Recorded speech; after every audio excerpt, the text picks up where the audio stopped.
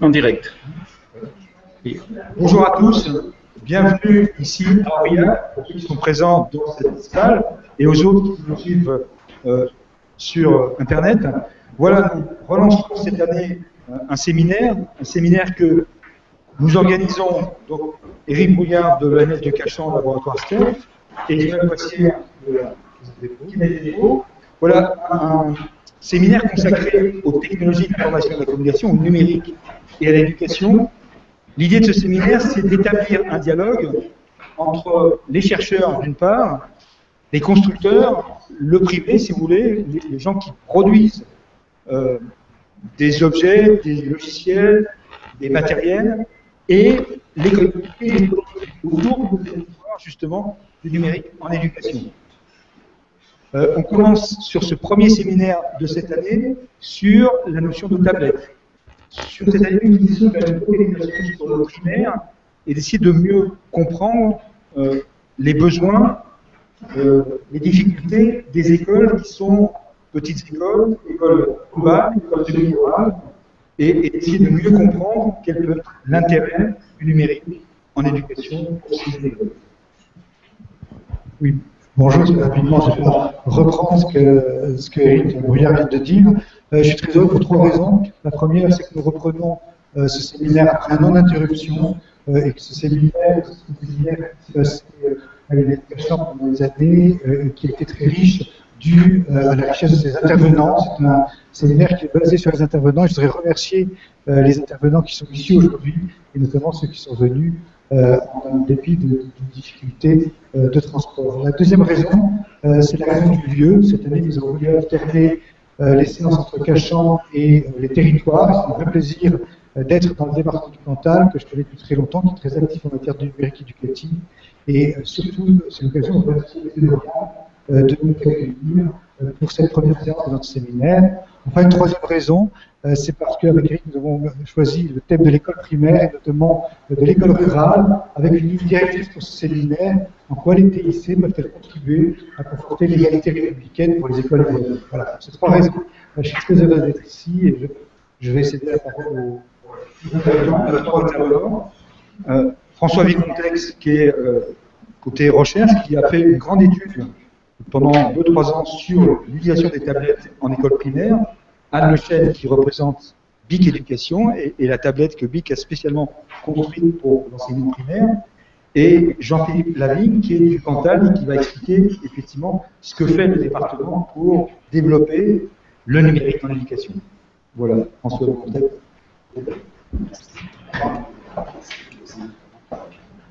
Bonjour à tous, merci de votre accueil, merci Eric, merci Joël pour cette introduction. Je vais mettre...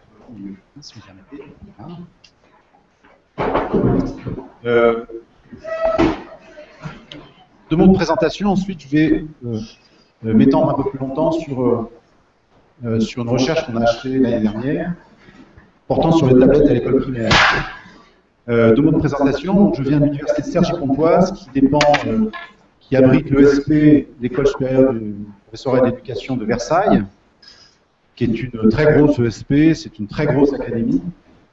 Et je suis maître de conférence en sciences de l'éducation et je dirige également le site des enseignements à distance, qui regroupe à peu près 600 étudiants complètement à distance sur 6 masters, dont certains masters préparent au concours de professeurs dans les écoles d'ailleurs, et des masters recherche, etc., dans 12 pays de la francophonie. Mes objets de recherche, c'est donc les technologies en éducation. Je focalise beaucoup sur l'école primaire, à tous les niveaux d'observation, c'est-à-dire des politiques publiques jusqu'aux pratiques des élèves. J'ai une histoire dans le système éducatif, j'étais enseignant, j'étais instituteur, j'étais professeur des écoles, etc., j'étais inspecteur, et je suis depuis plusieurs années maître de conférence, je suis passé du côté de la recherche, donc, bien entendu, en faisant un écart avec les préoccupations précédentes, mais ça permet quand même d'éclairer de temps en temps un certain nombre de situations. Alors, je vais présenter une recherche en particulier qui est très contextuelle, c'est-à-dire qu'elle porte sur un type de matériel en particulier, elle porte également sur un dispositif particulier, donc elle n'a pas valeur de généralisation. Les résultats n'ont pas valeur à être généralisables. il donne des indications, il donne des tendances existantes dans ce sur quoi je souhaite focaliser cet après-midi, c'est sur la pratique des enseignements. Et donc vous êtes, pour le présent, très directement concernés. D'où l'interrogation, est-ce qu'on est dans un contexte de simplification, de complexification, finalement, des pratiques pédagogiques? Alors, les tablettes à l'école et l'enquête sur laquelle je vais revenir s'appelle l'enquête EXTAT. EXTAT pour expérience tablette tactile à l'école. C'était également un impératif latin, prochaine fois, ou une fois, je ne sais plus exactement. En tout cas, on avait pris ce terme un peu à dessein, histoire de s'engager dans une pratique qui est quand même pas si simple. Le rapport de l'enquête est à votre disposition sur EduSchool. Donc, si vous tapez dans Google EXTAT tablette, vous trouverez le lien très directement. Sinon, voici un lien raccourci. Je laisserai de toute façon la présentation pour ceux qui la souhaitent. Bon, il y a quelques références, donc vous avez bien entendu le rapport complet. Vous aurez également un lien vers toutes les séances qu'on a pu observer et analyser. Donc, il y en a à peu près une quarantaine. Et elles sont toutes documentées dans les annexes du rapport. Donc, toutes documentées avec photographie, avec scénario pédagogique, ce que font les enseignants. Et toutes les pratiques qu'on a observées et analysées sont des pratiques normales, c'est-à-dire elles ne sont pas prescrites, elles ne sont pas ni conseillées ni rien, elles sont le fait des enseignants. Je signale également un numéro spécial de la revue STICEF que dirige Eric et qui a été complètement consacré aux tablettes tactiles à l'école, en milieu scolaire, quelques textes forts sur les expériences à l'école, et deux articles qui sont tirés de notre étude, l'un sur les gestes professionnels des enseignants, et un autre sur les représentations des élèves de la tablette, puisqu'on a également interrogé les élèves.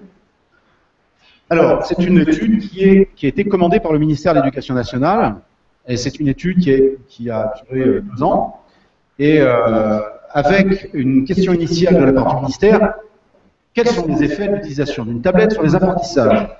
C'est une question à laquelle on ne peut pas répondre aussi directement. On ne peut pas répondre. Un enseignant n'est pas égal à un autre enseignant, un contexte de classe n'est pas le même qu'un autre contexte de classe, un groupe d'élèves n'est pas le même qu'un autre groupe d'élèves. Donc des effets sur des apprentissages nécessitent de maîtriser tellement de variables qu'on ne peut pas décemment proposer une réponse, si ce n'est, pour un chercheur, remporter un marché. Par honnêteté intellectuelle, on contourne la question, et la question a été reformulée autrement. Donc le ministère a souhaité qu'on documente un dispositif mettant en œuvre, un dispositif qui permettait la mise en œuvre de tablettes dans les classes primaires, quelles sont les conditions d'utilisation de ces tablettes, et en quoi finalement, en focalisant sur l'activité enseignante, ça enrichit ou ça contraint l'activité enseignante. Donc le contexte général, hein, vous savez que l'école primaire est très spécifique. Les études qu'on fait à l'école primaire, on se rend compte qu'elles ne donnent pas tout à fait les mêmes résultats que ce qui se passe à l'école. Dans le collège ou au lycée, l'unicité du maître, la laxité finalement des emplois du temps, la possibilité pour un enseignant ou une enseignante de prolonger des séances, l'unicité du lieu, et une posture transversale de l'enseignant. L'enseignant n'est pas spécialiste d'une discipline dans le premier degré, c'est le cas dans le second degré. Et puis l'identité disciplinaire d'un enseignant du second degré, c'est sa discipline. Alors dans le premier degré, c'est plus largement la pédagogie. C'est le fait de mettre des situations qui favorisent l'apprentissage de la part des élèves. On a également dans le contexte, dans le paysage, beaucoup de discours sur les tablettes. Des discours enchantés, des discours euphoriques, des discours de politiciens, des discours de marchands. Donc on a tous ces discours qui sont tout autour de l'environnement des enseignants et qui laissent supposer l'idée que ces discours pressent un peu finalement les enseignants à produire des séances, même si très naturellement ils ne sont pas enclins véritablement à le faire. Donc, cette notion de pression à l'inférence a été documentée, elle est assez intéressante à garder en ligne de mire. Il y a beaucoup d'études sur les tablettes aujourd'hui, des études très générales, avec des gros effectifs, comme les études canadiennes de Carcenti, des études sur des dispositifs mis en place en Australie, en Nouvelle-Zélande, beaucoup dans le monde anglo-saxon, quelques expériences qui sont faites également dans les pays francophones en Afrique de l'Ouest en particulier, et on a des études très spécifiques, notamment sur l'utilisation des tablettes avec des élèves autistes, avec des élèves qui sont des élèves en maternelle, des études sur le geste graphique avec des tablettes, des études sur les pratiques professionnelles en mathématiques. Enfin voilà, on a une littérature qui commence à à être importante. Le cadre que l'on a choisi, nous, c'est de travailler sur différents niveaux, en préoccupant nos écoles, les écoles sur lesquelles on est allé travailler, en partant du principe que l'activité enseignante, elle est environnée.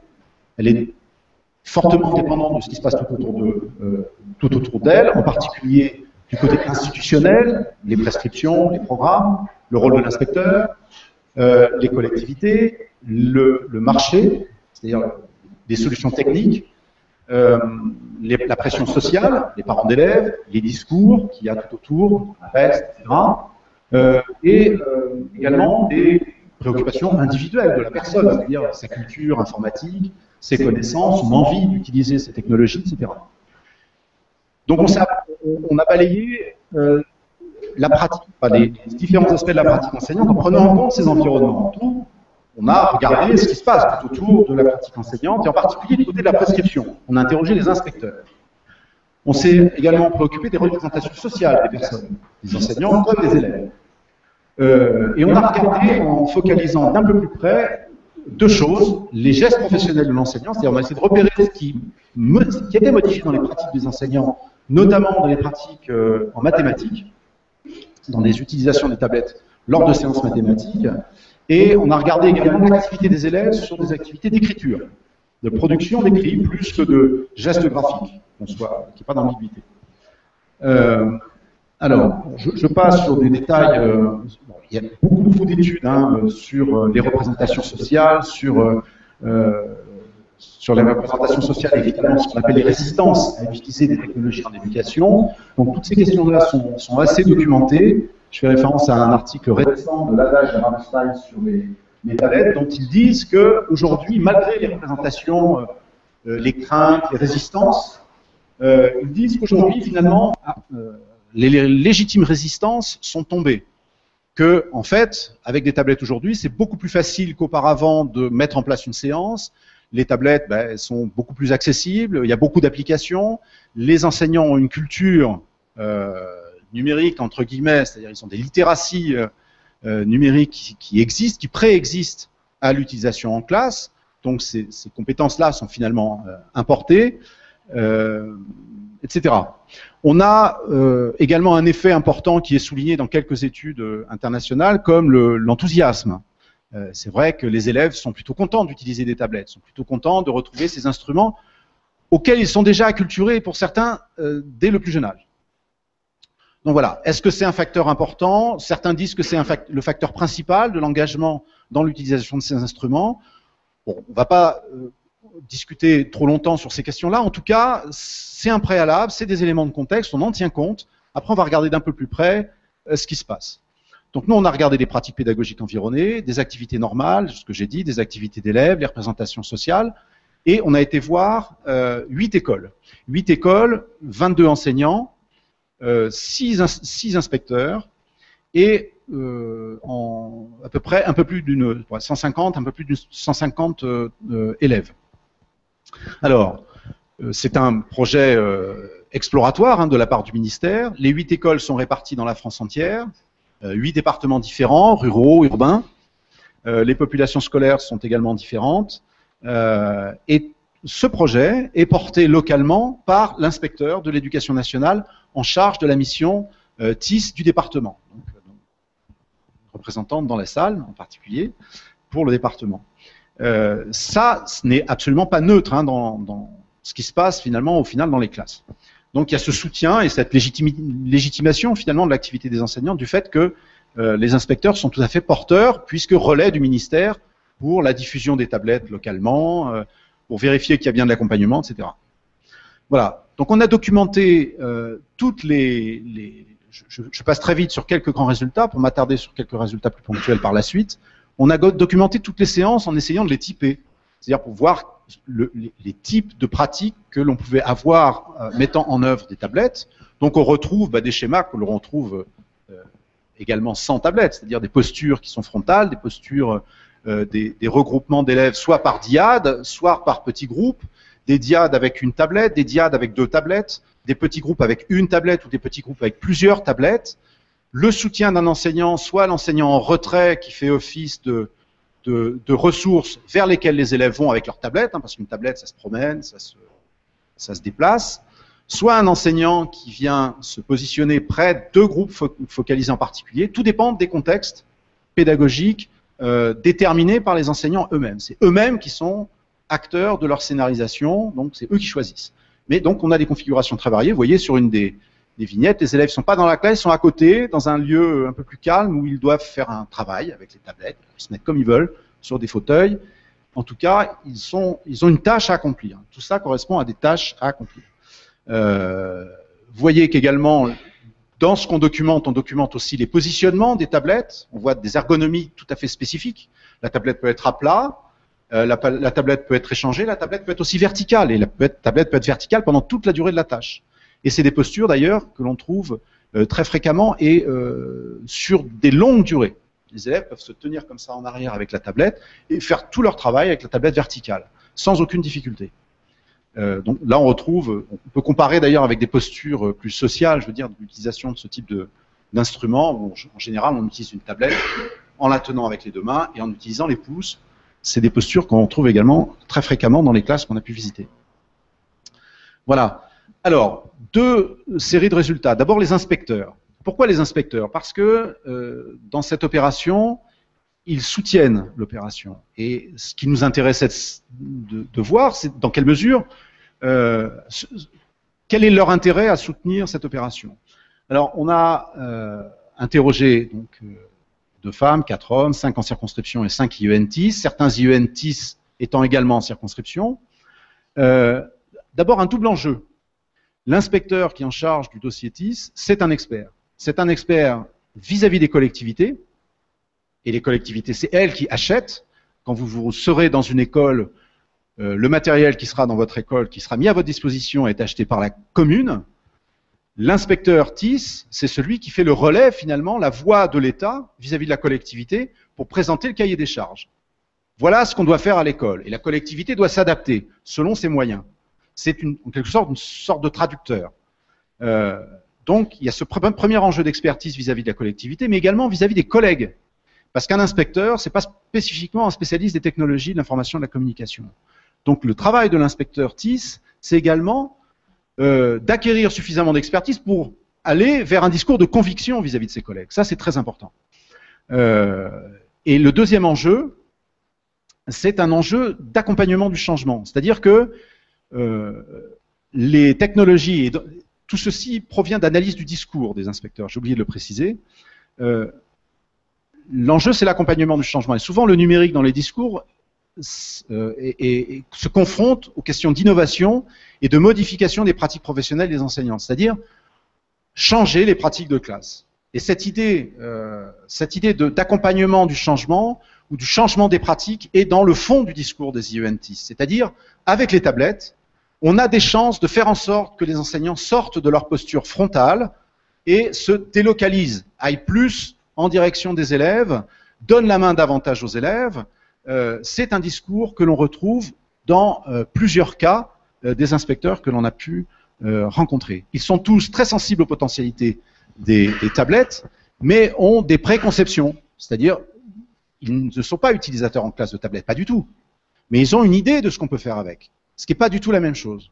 Donc on est sur des perceptions de caractéristiques, ce qu'on appelle des affordances, c'est-à-dire l'idée de ce qu'on pourrait faire avec quelque chose qui est mobile, tactile, qu'on peut emporter à la maison, avec lequel on peut zapper d'une application à l'autre, on peut faire plein de choses, c'est ce qu'ils identifient.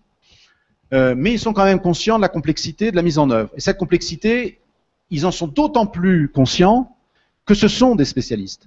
Ils savent ce que c'est qu'un mur, par exemple, armé de barres de fer, et à travers lequel le signal Wi-Fi ne passera pas.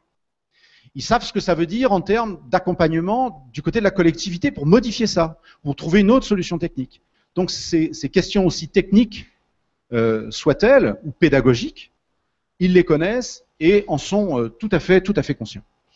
En revanche, dans l'opération, ce qui est important, c'est qu'ils accompagnent par délégation, d'une quelque sorte, les pratiques des enseignants, donc ils ont des conseillers pédagogiques, etc., et contribuent à la légitimation des pratiques. Ça, c'est un autre discours, c'est-à-dire que les enseignants, on sait ça, ont du mal à s'engager sur des pratiques du numérique parce que c'est pas dans les programmes. Alors, ça va changer. Mais c'est quelque chose qui a besoin d'être légitimé. Il y a deux manières de légitimer les choses, hein. Soit l'enseignant, il est suffisamment compétent pour se dire « ma pratique, elle est efficace, du coup, je la continue et je la pérennise », quoi qu'en dise l'institution, représentée par l'inspecteur. L'autre manière de légitimer une pratique, ben, c'est l'inspecteur qui vient et qui inspecte et qui dit « voilà, ce que vous faites, c'est bien, donc je continue hein. ». On a enquêté auprès d'enseignants et on les a vus à plusieurs reprises pendant un intervalle de 6 mois. On a vu également des directeurs. On a fait des entretiens et on a fait des observations filmées de classe. On a fait passer entre les 2 sessions d'entretien et de visite un questionnaire confirmatoire portant en particulier sur les ressources et sur les dispositifs que les enseignants mettaient en place. Alors, les enseignants ont un discours sur la nécessité sociale. Bon, je vais passer très vite là-dessus. En revanche, ils ne sont pas du tout convaincus de la notion de mobilité des tablettes. Ce sont des freins qui sont inhérents au fonctionnement de l'école. C'est-à-dire, on ne prête pas les tablettes pour aller en dehors de l'école et les rapporter à la maison. Il n'y a eu qu'un cas sur les 8 écoles, un cas d'école qui a souhaité, et ça, le directeur et puis l'enseignant ont pris sur eux de prêter les tablettes aux élèves, ce qui ne donne pas du tout, en termes de manipulation et d'habileté, le même type de résultat, hein, du point de vue des pratiques des élèves. Et il y a un autre élément qui est important, donc la mobilité, hein, si vous voulez, la mobilité, c'est dans la classe. Alors tous les discours sur les pratiques mobiles, on apprend n'importe où, etc., là, pour le coup, ça ne marche pas. Les manipulations par les élèves oscillent entre crainte et confiance, c'est-à-dire on leur prête des tablettes pour une expérience qui dure un peu plus d'1 an, ils les ont toujours, hein, les tablettes. Mais la crainte, c'est que les élèves fassent tomber les tablettes, qu'ils les rayent. Donc il y a une forte pression pour éviter que les élèves ne les manipulent de manière trop risquée. Donc ils ont envie de faire confiance, mais en même temps, crainte qui est liée à la qualité du matériel. Alors, ce qui est important de souligner, c'est que la tablette, dans les cas qu'on a pu observer, sont souvent au milieu ce qu'on appelle un système d'instruments. Souvent, les enseignants avaient un tableau numérique interactif. Donc, plusieurs tablettes, un tableau numérique interactif, un dispositif technique pour mettre les tablettes en relation, donc une borne Wi-Fi. Donc, on n'est pas du tout dans une configuration pédagogique, classique, normale, avec papier-crayon, cahier, manuel, où là, il n'y a pas besoin de ni mettre l'électricité ou quoi que ce soit. Ça fonctionne tout seul. Là, ça ne fonctionne pas tout seul. C'est-à-dire faire que les tablettes dialoguent les unes avec les autres, faire que le travail d'un élève, je puisse le projeter sur un tableau numérique interactif, ce n'est pas d'une simplicité absolue. Donc cet environnement de travail pour les enseignants se complexifie et nécessite des compétences qui sont pour l'instant inédites. Ce qu'on observe également, c'est que les tablettes s'insèrent dans des cadres et des styles pédagogiques qui préexistent. C'est-à-dire qu'en fait, au final, toutes les pratiques qu'on a pu voir pendant toute la durée de l'année ne sont pas inédites. Il n'y a pas de nouvelles pratiques. Il n'y a que des pratiques pédagogiques qui préexistent avec un style particulier.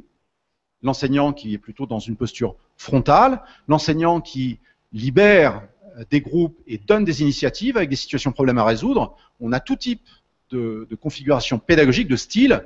Donc, quand je dis style pédagogique, je fais référence à Marguerite Alté qui définit la notion. Le fait de mettre des tablettes, ça ne change rien à nos styles. Ça ajoute des étapes supplémentaires. Et ça, c'est unanime. Tous les enseignants disent, je peux faire des choses dans ma pratique que je ne pouvais pas faire avant. C'est-à-dire des choses qui s'ajoutent. Les fréquences d'utilisation, elles sont liées surtout aux difficultés d'utilisation et la manière dont les enseignants finalement résolvent ces difficultés.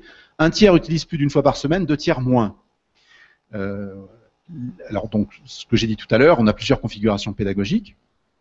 Alors, les fonctions principales assignées à la tablette, 4 fonctions de production, d'entraînement, d'aide, et de supervision. Production, essentiellement de la production d'écrits.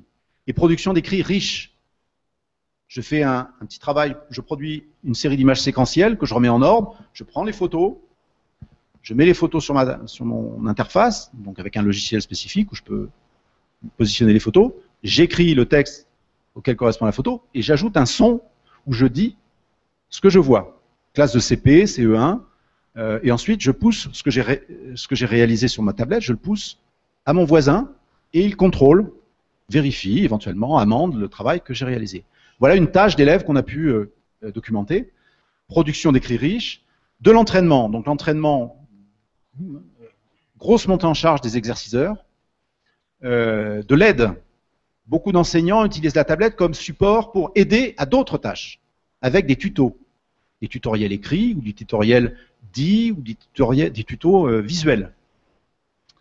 Et enfin, là on se déplace du côté du maître, la supervision, entre contrôle et accompagnement. C'est-à-dire la tablette du maître est un outil de contrôle qui permet de pousser une application vers la tablette de l'élève, que l'élève réalise.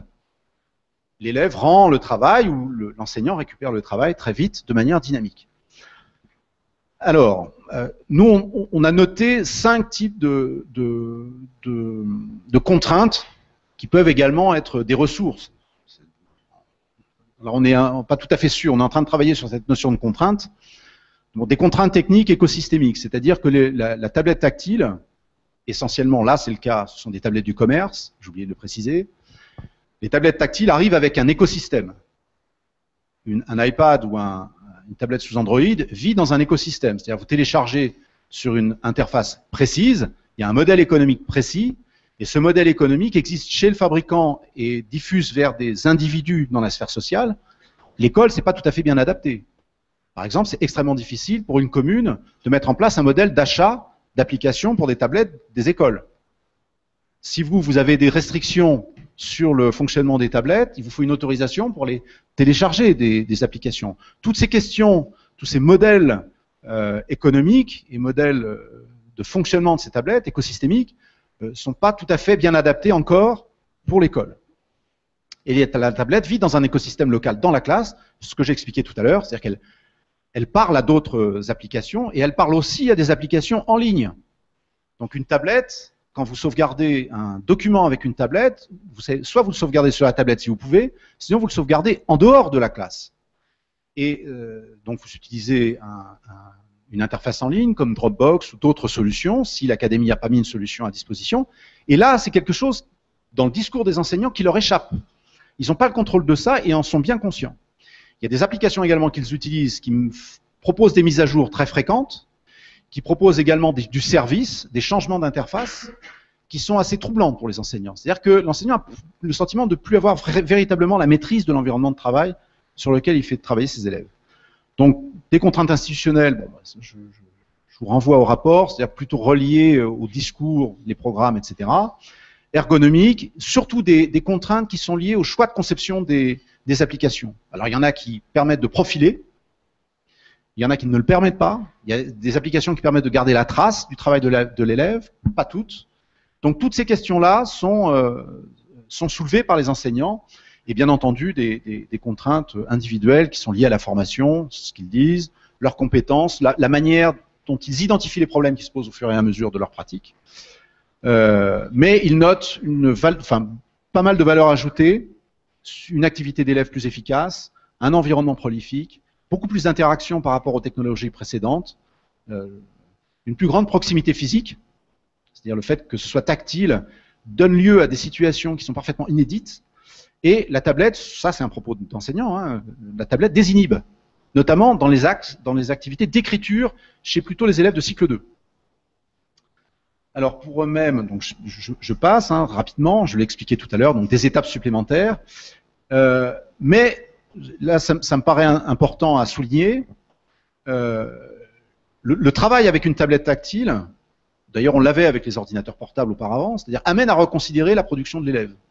D'abord la production de l'élève, elle peut diffuser davantage qu'elle ne pourrait le faire en format papier. Par exemple, un élève dans la classe a produit un contenu, vous avez un TNI, un boîtier de Wi-Fi, vous pouvez pousser le travail de l'élève. Et on a vu des pratiques d'enseignants qui sont très frontaux, très expositifs, qui ont 2 ou 3 élèves Sherpa dans la classe, sur lesquels ils s'appuient, et de temps à autre, demandent à l'élève de pousser son travail au tableau.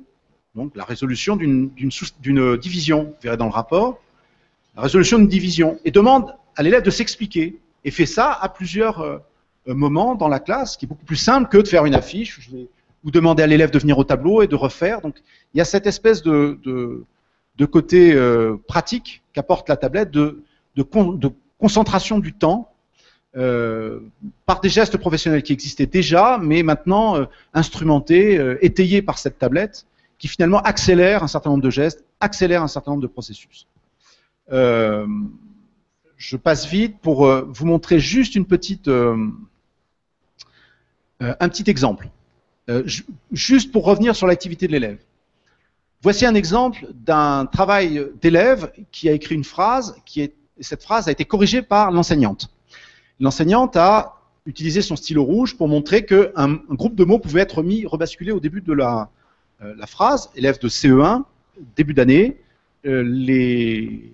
l'enseignante utilise Evernote. Un compte, l'affichage du compte au tableau sur le TNI, chaque élève est connecté sur le compte Evernote et produit sa petite note. Donc un compte commun, et toutes les notes sont rapatriées et visibles au tableau. L'élève doit, après, avec la tablette, finalement, recopier cette phrase. Le problème qui se pose et qu'on a observé, c'est le problème du schème, c'est-à-dire, quand on utilise une tablette, eh bien d'abord, il faut maîtriser le curseur, c'est-à-dire maintenir le doigt appuyé pour positionner le curseur, ce qu'on aurait tendance à faire, et écrire en insertion, finalement, le groupe de mots qui est placé à la fin de la phrase pour le mettre au début. L'élève, là, ça, il ne sait pas faire. Il ne sait pas faire, alors, quelle est la solution pour lui? Bah, c'est pas dur, hein. Non, je vous le dis très vite, la solution, c'est que qu'il a effacé tout, et il a repris ce que lui avait indiqué l'enseignant, c'est-à-dire il a repris le groupe de mots de la fin, il l'a remis au début, puis écrit le reste, plutôt que d'effacer la fin et puis positionner, etc. Bon. La question que ça pose, elle est double. L'enseignant a deux choses à gérer. Il a la compétence du rapport de production d'écrit, cette compétence de production d'écrit que doit obtenir l'élève, et la compétence instrumentale. Il a ces deux choses à gérer. S'il a que papier-crayon, il a que la compétence finalement de producteur d'écrit, qui est de refaire une phrase en mettant un groupe de mots à tel endroit plutôt qu'à tel autre, point. Là, il a en plus la contrainte instrumentale à traiter, qu'il ne documente pas et qu'il ne didactise pas finalement. Il n'a pas mis en place d'éducatif, et surtout, s'il n'a pas envie de le faire, là en l'occurrence, il ne s'appuie pas sur d'autres élèves qui peut-être ont déjà le schème installé, c'est-à-dire cette conduite invariante qui consiste à trouver l'endroit où, enfin positionner le curseur et faire une insertion de texte. Vous voyez, donc on va jusqu'à ce degré de détail dans l'étude pour, dans le cadre de la production d'écrit, aller voir où sont les difficultés du point de vue de la pratique enseignant, et là où finalement l'attention peut être apportée. Un autre cas, et ce sera le dernier, ce sera l'écriture prédictive. Vous savez, quand vous écrivez avec une tablette, eh ben, la tablette, par moment, elle écrit pour vous. Elle vous fait des propositions. Là, en CP, les élèves doivent écrire une phrase. Eh ben, au fur et à mesure, soit ils font confiance à la machine, s'ils ont la compétence nécessaire pour lui faire confiance, c'est-à-dire s'ils arrivent à décoder, et s'ils se sentent suffisamment capables par rapport à leurs propres compétences pour estimer que ce qu'ils ont écrit est juste ou faux. Donc, on a observé des tas de cas. C'est-à-dire, l'élève là fait pas confiance, se fait pas confiance, et pourtant il écrit juste. Il laisse passer l'écriture prédictive et ça finit par écrire, enfin, il met un nom de fromage à la place d'écrire « et dans l'arbre ». Donc, en écrivant « et dans », mal certainement, mais ça sonne juste. Vous voyez ? On a d'autres cas où, là, on a une élève qui se fait confiance, élimine la proposition de la tablette et va plus loin et laisse sa propre proposition parce qu'elle est suffisamment compétente d'un point de vue graphophonologique. Vous voyez ? Ça, l'enseignant le didactise pas non plus. Ça pose deux problèmes. Comment le faire ? Comment didactiser ça ? Et deux, comment adapter les machines et comment adapter finalement l'algorithme qui permet de faire ressortir les propositions pour que l'enseignant en ait la maîtrise. Donc là, ça s'adresse au constructeur, ce que je suis en train de dire. Voilà, juste pour finir, un petit exemple. Le carson goûte, vous voyez ce que la machine propose. Voilà. Je m'arrête là pour proposer en discussion quelques points sur lesquels on aura l'occasion de revenir tout à l'heure pendant les questions. Merci à vous.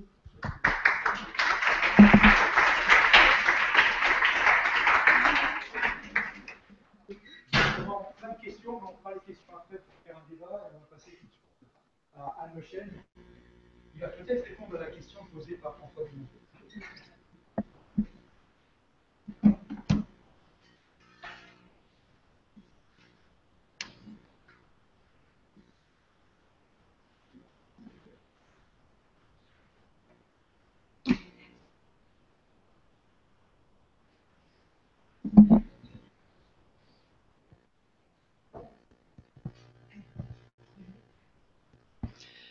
Bonjour. Donc je suis Anne Lechêne, je travaille pour l'équipe de BIC Éducation, qui est une petite start-up, mais qui a été incubée au sein du groupe BIC, que vous connaissez forcément, au titre des instruments d'écriture, des ardoises Velleda et tous ces outils qui sont bien utiles depuis assez longtemps dans les classes de primaire. Et je m'occupe de la dimension partenariat. Alors ça veut dire des conventions signées avec différents rectorats en France, ça veut dire des partenariats avec des éditeurs scolaires ou avec des éditeurs du web. Ça veut dire aussi beaucoup de formation de formateurs, enfin de transfert de compétences, par exemple auprès du réseau Canopé ou auprès de personnel dans les différentes académies avec lesquelles on a des partenariats en cours. Voilà, donc moi j'essaie de voir comment l'écosystème justement éducatif et institutionnel, comment cet écosystème, quel besoin il a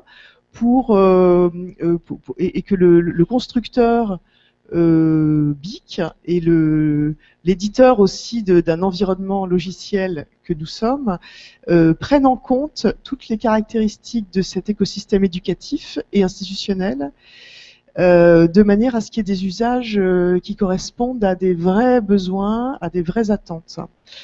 Voilà, donc c'est pour ça que je suis très contente d'être invitée aujourd'hui par Éric Briard et Joël Boissière à apporter notre point de vue.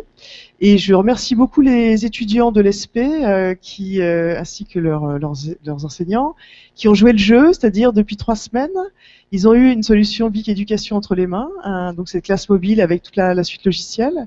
Et puis ils ont, alors sans d'ailleurs beaucoup de transfert de compétences, on s'en excuse, mais qui ont mis les mains dedans et qui nous ont fait en amont de cet atelier déjà, par l'intermédiaire de leur cadre, un premier retour d'usage. Et j'espère dans la deuxième partie de ce séminaire qu'on pourra avoir des questions-réponses vraiment dans les deux sens. Voilà, donc je ne vais pas vous donner le discours du constructeur, mais essayer d'être le plus participatif possible. Et puis de vous expliquer la démarche pour commencer. Alors j'avais prévu 3 temps. Un premier temps de revenir sur la démarche de conception de cet écosystème BIC Éducation. Un deuxième temps qui est de s'attarder sur quelques retours d'usage. Et enfin, dans un troisième temps,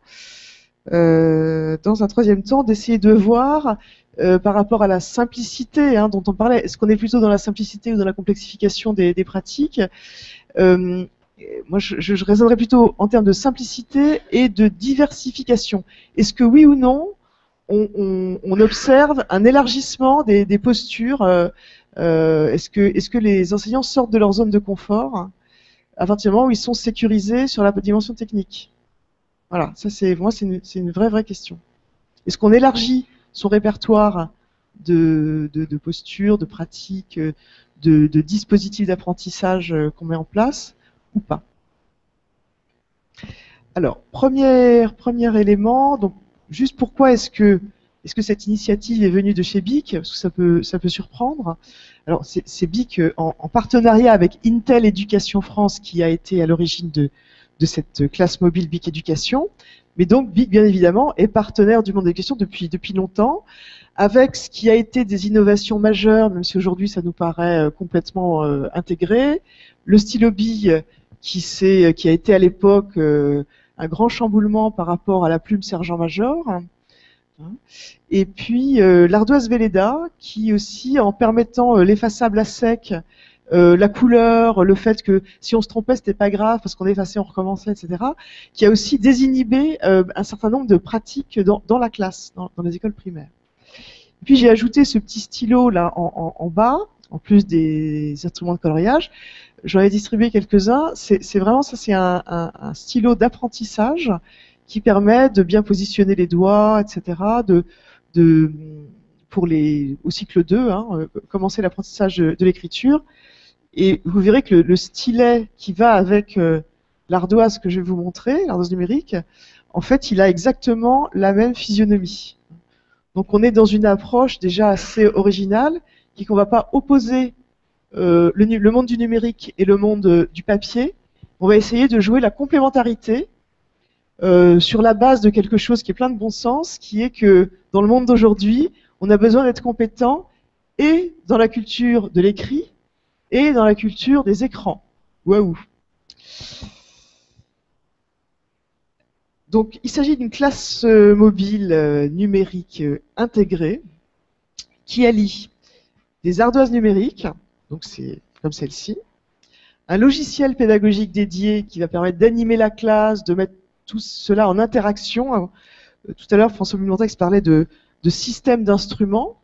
Donc, l'idée, c'est de rendre ça le plus simple possible, le plus sans couture et sans effort technique, que ce soit le tableau blanc interactif quand il y en a un, le PC de l'enseignant, la boucle Wi-Fi locale et les ardoises. Donc il y a tout ce système-là.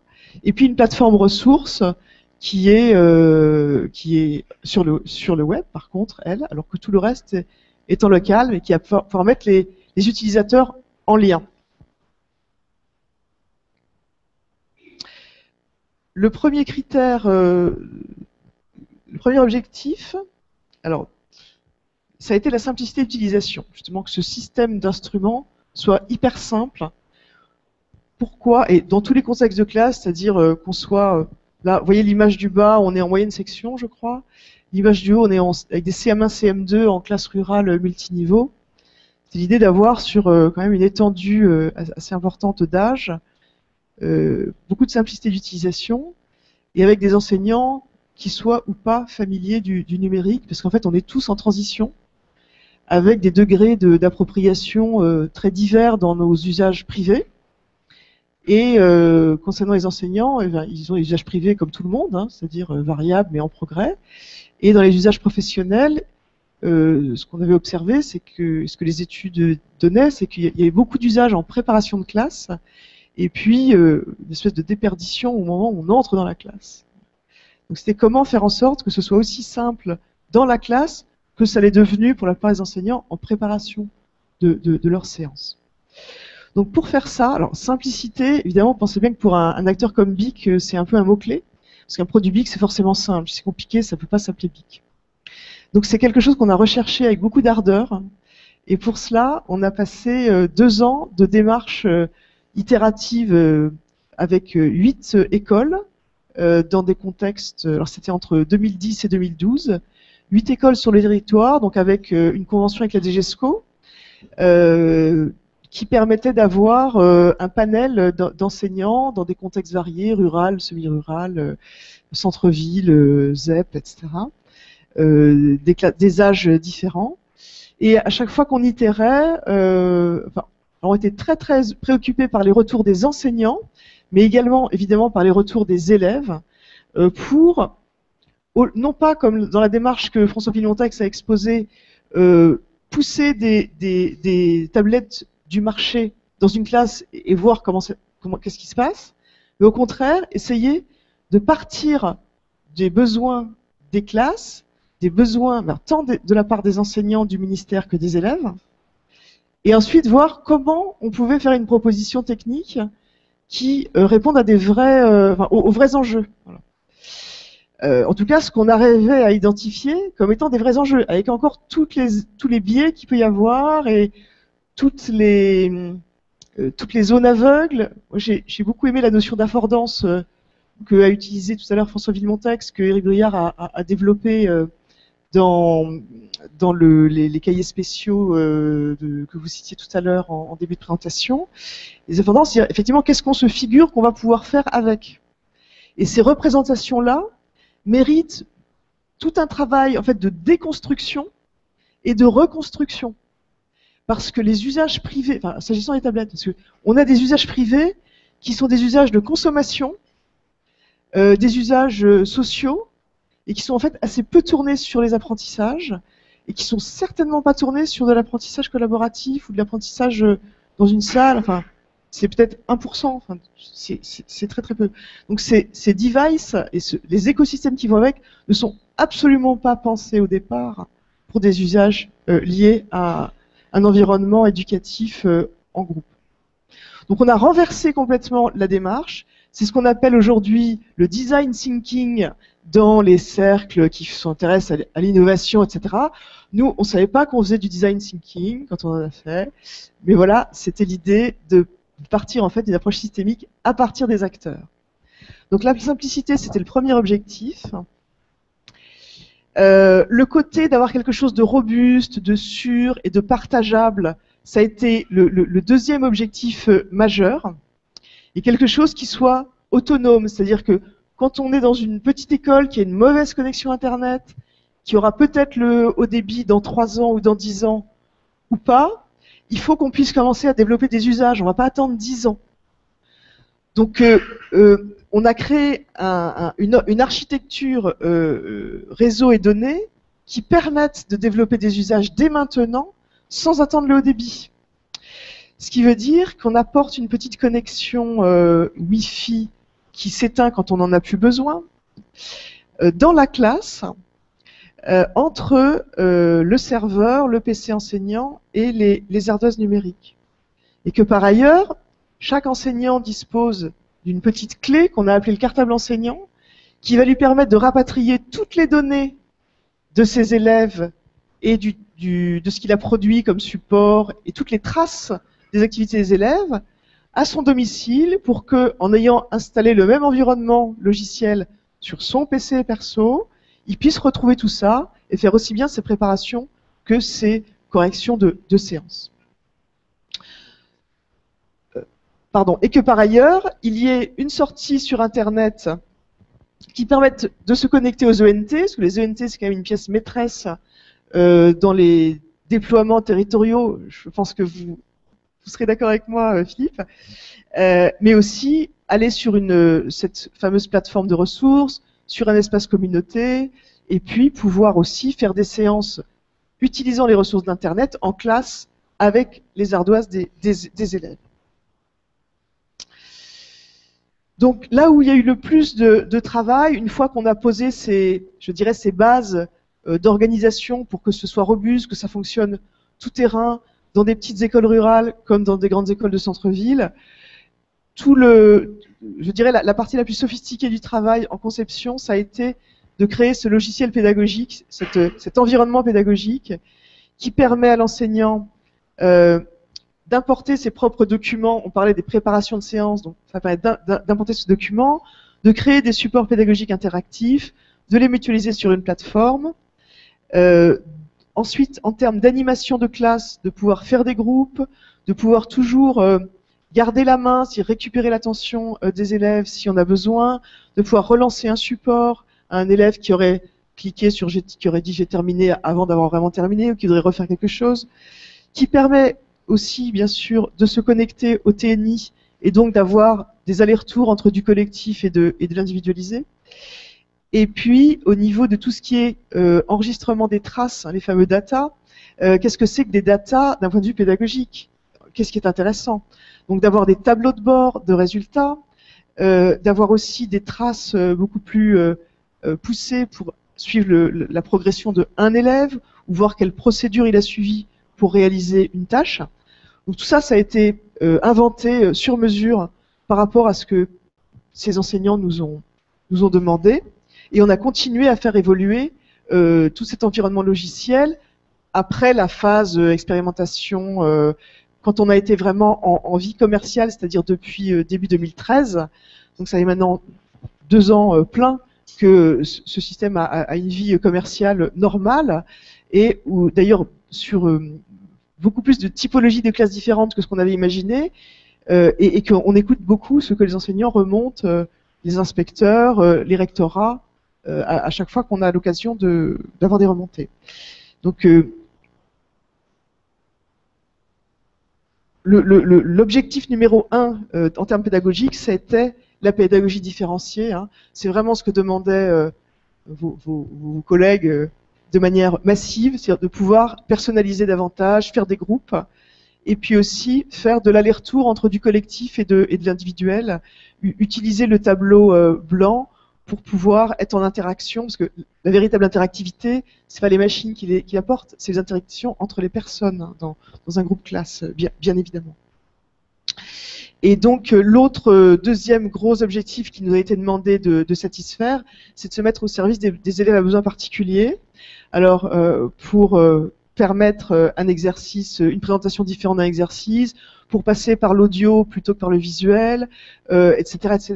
Donc de pouvoir le plus possible aider. Alors là, on est dans une case TED sur les images de gauche avec des enfants souffrant de troubles du spectre autistique.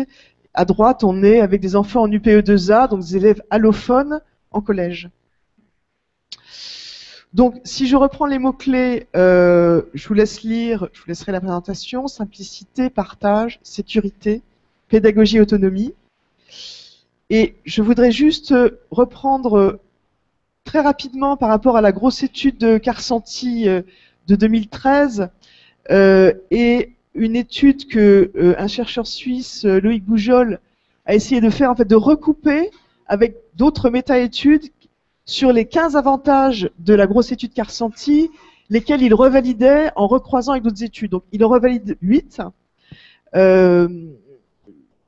Et nous, on est entièrement d'accord avec ça, et ce sont des choses qu'on a observées dans les classes qui ont travaillé avec jusqu'à présent avec la solution de Bic Éducation.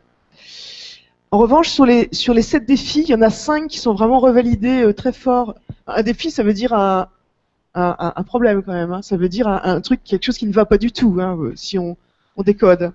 Donc, les effets de distraction, les problèmes liés à l'écriture de texte, la gestion des travaux des élèves, la méconnaissance des ressources disponibles et le sous-usage des livres électroniques. Nous, on est assez contents parce qu'au niveau des besoins concernant, encore une fois, les apprentissages fondamentaux, je m'exprime uniquement là-dessus, sur ces 5 lignes, on est plutôt très bon. Voilà. Donc, on apporte des points en plus sur ces 5 défis. Donc, pour en savoir plus, je vous conseille d'aller voir sur le site de Bic Éducation, où vous verrez beaucoup de retours d'usage, des petits films de 5 minutes qui ont soit été faits avec le réseau Canopé, soit avec l'équipe de Ludovia. Vous verrez aussi un petit film, un petit montage qu'on a fait pour les 2 ans de Bic Éducation, qui est un peu une synthèse de différents retours utilisateurs. Et puis, je vais m'arrêter là. J'espère que dans la deuxième partie, on aura vraiment un échange questions-réponses. Et je passe la parole au 3e intervenant. Merci beaucoup.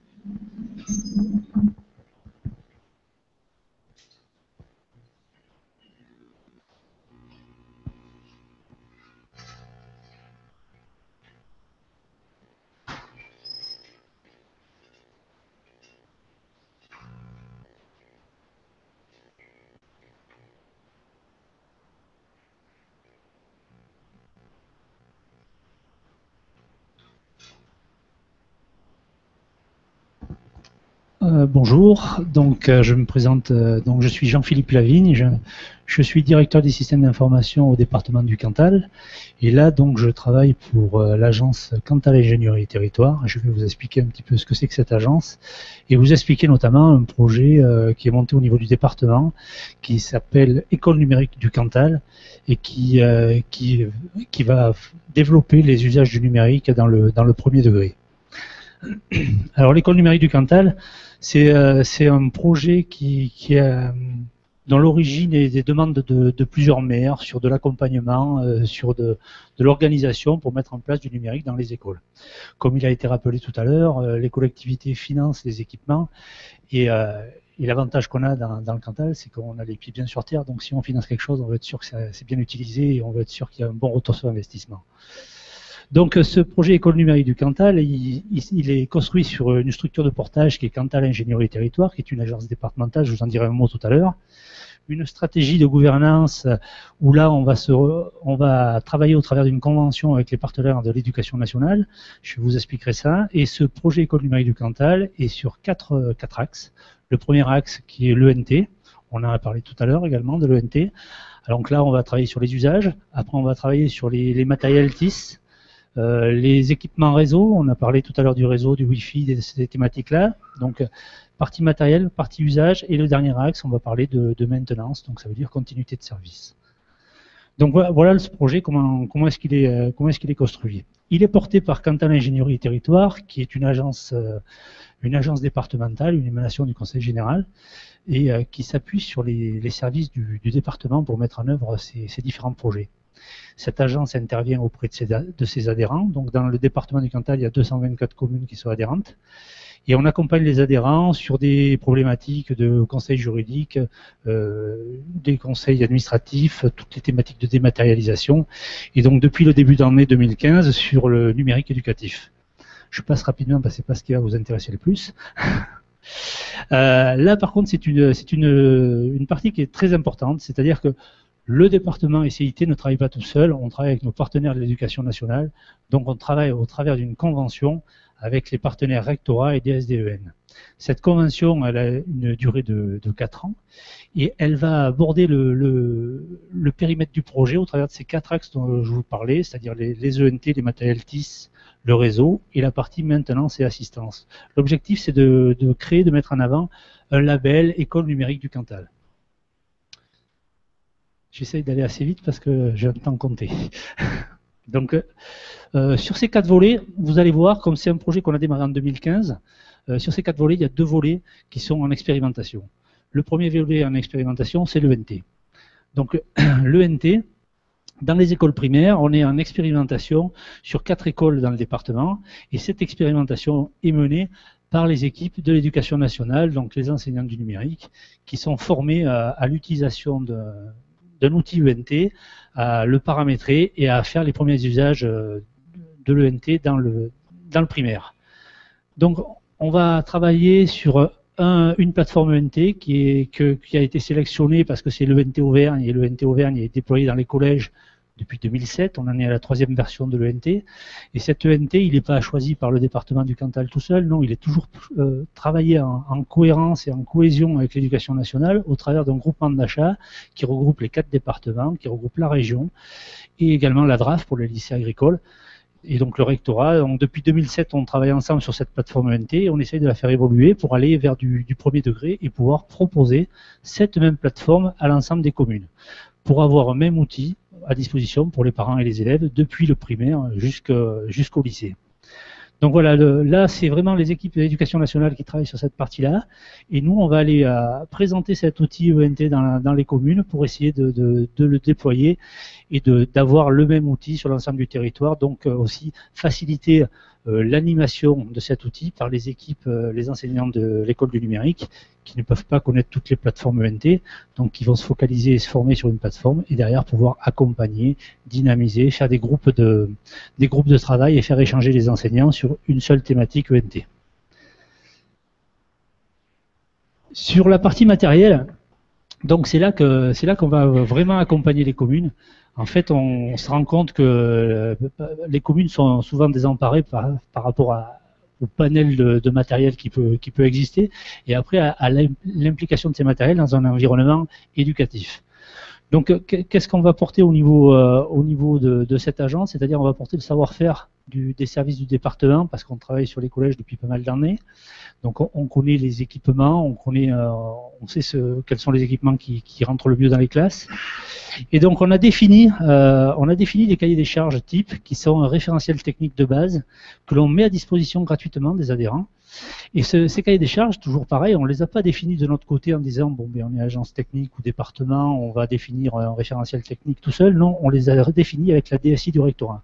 Toujours ce partenariat entre la collectivité et l'éducation nationale. Et ces cahiers des charges sont mis à disposition gratuitement des adhérents de CIT pour pouvoir acheter du matériel selon tout type de matériel. On a 8-9 cahiers des charges déjà prédéfinis. Donc vous voyez derrière moi, il y a par exemple un VPI. Il y a les thématiques de tablettes, avec l'environnement de tablette qui bouge énormément, donc il faut arriver à suivre un petit peu toute cette partie tablette, laptop, PC fixe, classe mobile.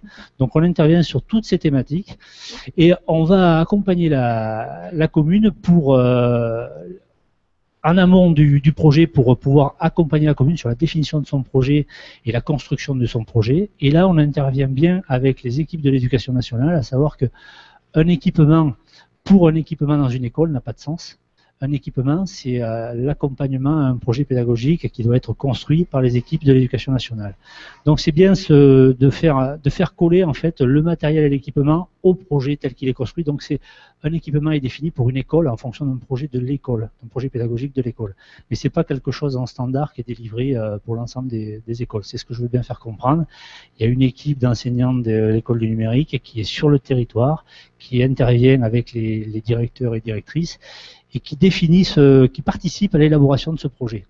Donc nous, on vient seulement après pour bien coller les équipements au projet.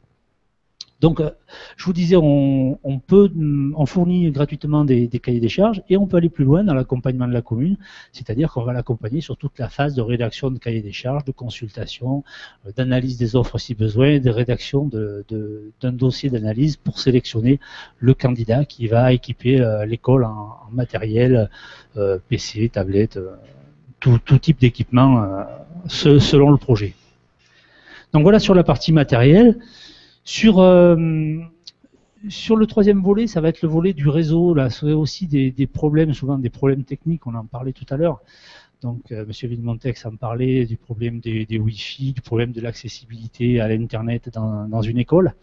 Donc, on accompagne les écoles pour savoir quel type de connexion il vaut mieux pour une école. Est-ce que l'école est éligible à la fibre?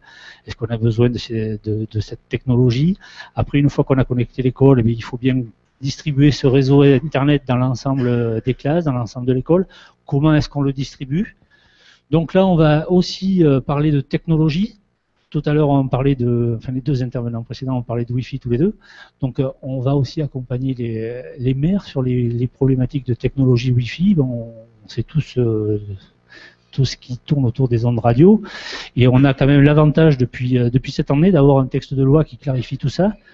Et, le texte, c'est la loi 2015-136 du 9 février 2015 qui clarifie ça et qui explique dans son article 7 que le premier alinéa vous explique que le réseau Wi-Fi permanent dans un établissement accueillant des enfants de moins de 3 ans est interdit dans tous les lieux de regroupement, ce qui veut dire les accueils, les salles de garderie, de repos. Dans le deuxième alinéa, il vous dit que dans tout établissement du premier degré, vous ne devez pas avoir de Wi-Fi permanent, mais le Wi-Fi doit être activé qu'en séquence pédagogique. Donc là, typiquement, les outils VIC correspondent tout à fait parce qu'on est sur des équipements Wi-Fi qui vont être activés à partir du PC de l'enseignant et qui va être désactivé lorsqu'on n'est plus en séquence pédagogique.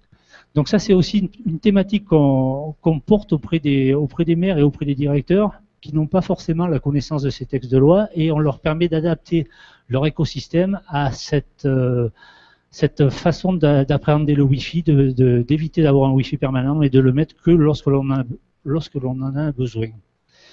Et le dernier alinéa de cet article 7 nous dit que pour tout déploiement de réseau Wi-Fi maintenant dans une école, on doit avoir information du conseil d'école en amont. Donc c'est qu'une information, mais on doit absolument le faire. Donc toute la partie, je vais assez vite, mais toute la partie réseau, je serai là après s'il y a des questions. Toute la partie réseau, donc technologie, diffusion du réseau dans une classe, connexion Internet, tout ça c'est pareil, on fournit aux adhérents des cahiers des charges types qui leur permettent de consulter pour câbler une école. Sinon, on va accompagner la commune en assistance à maîtrise d'ouvrage pour la rédaction de documents de consultation, pour câbler l'école, pour également faire l'analyse des offres si besoin, et derrière rédiger le dossier d'analyse. Je fais apparaître tarif en vigueur ACIT sur cette partie réseau et matériel. Ça ne veut pas dire qu'en fait on a un catalogue avec des tarifs, ça veut simplement dire que en fait on connaît le marché, on connaît les prix et on sait dire aux communes qui souhaitent travailler avec leurs partenaires privilégiés de secteur, on sait leur dire qu'en fait les équipements qu'ils achètent, ils achètent au bon prix aussi. Donc c'est aussi rassurer la collectivité dans sa phase d'investissement. Donc voilà pour le troisième volet. Et le dernier volet, c'est donc un volet qui est également en phase d'expérimentation. On va être sur un volet assistance et maintenance. Donc là, c'est vraiment, on a mis des équipements dans l'école, on a des usages, on a de l'ENT, ça fonctionne. Maintenant, il faut assurer la continuité de service. Il faut assurer qu'il n'y ait pas de panne. S'il y a des pannes, il faut mettre quelque chose en place pour pouvoir dépanner au plus vite. Donc ça, c'est le 4e volet. On est également sur une expérimentation actuellement. Une expérimentation sur une commune et 2 communautés de communes, ce qui représente à peu près une 15aine d'écoles. Donc là, toujours, on travaille en partenariat avec le rectorat, qui nous a mis à disposition la plateforme d'assistance académique qui permet de capter tous les appels entrants. Et ces appels-là sont après redirigés sur notre propre plateforme au sein de l'agence technique pour être routés via, par exemple, si c'est un problème de NT, via le fournisseur de NT. Si c'est un problème de matériel qui est sous garantie, ça va être vers le partenaire privé qui s'occupe de la garantie et de la maintenance de cet équipement. Sinon, c'est CIT qui va intervenir pour dépanner le matériel. Donc là, c'est vraiment le but du jeu, c'est simplifier la vie de l'enseignant. C'est de dire, vous êtes dans une école, vous avez un problème avec du numérique, c'est pas à vous de savoir si c'est un problème de réseau, si c'est un problème de disque dur, si c'est un problème de...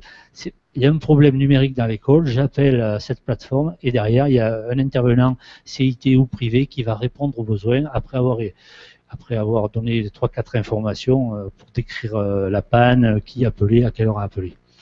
Donc c'est vraiment faire quelque chose de simple. Je vais rejoindre Bic là-dessus. C'est simple et sécurisé. Voilà. Ça sert à rien de monter des systèmes compliqués. Il faut rester sur des choses simples qui sécurisent les utilisateurs et qui assurent le bon fonctionnement. Voilà donc pour le 4e axe sur ce projet d'école numérique du Cantal.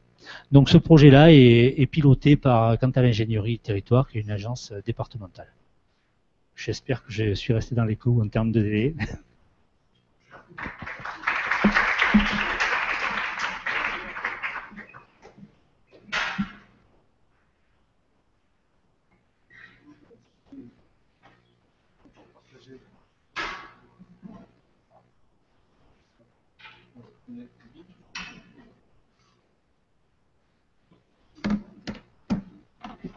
Très bien, on va être maintenant dans une partie plus interactive avec des questions. Il y a des questions qui émanent de participants qui regardent ça sur Internet et il y a des questions qui sont dans la salle.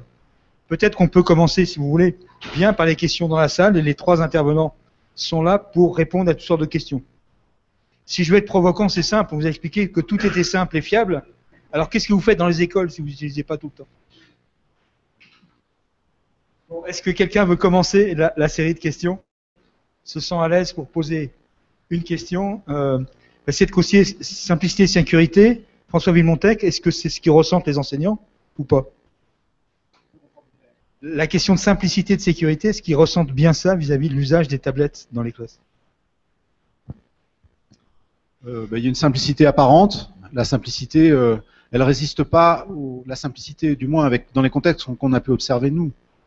Elle résiste pas au temps. Et ce qui est complexe dans la vie d'un enseignant, c'est le travail pédagogique. Et le fait d'avoir une intention pédagogique nécessite l'adaptation d'instruments à une intention pédagogique. Et on a des dispositifs techniques qui sont complexes et pour lesquels des compétences ne tombent pas du ciel. Et il faut les acquérir. Et c'est pas des compétences sociales. Il faut être assez clair là-dessus. Le fait de faire dialoguer des tablettes les unes avec les autres, des tablettes avec un TNI ou avec des espaces de stockage, c'est pas. Il y a je sais plus comment la théorie le nomme ceci, mais il y a des compétences qui préexistent. Elles préexistent ces compétences, mais elles ne suffisent pas. Donc il faut les acquérir et les acquérir par de l'accompagnement, de la formation, de l'auto-formation, etc. Voilà, et des compétences techniques aussi, informatiques.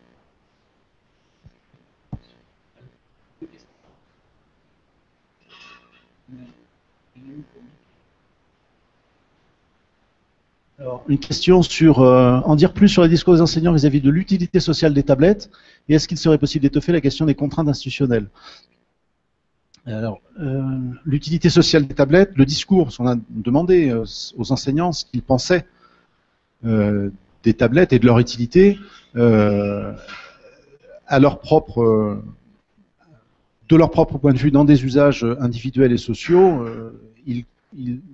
Tous les enseignants qu'on a interrogés déclarent des utilisations très courantes, beaucoup plus des utilisations de consommation que de production. Donc de ce point de vue, c'est ainsi que l'on peut qualifier leur utilisation d'utile, si on peut dire.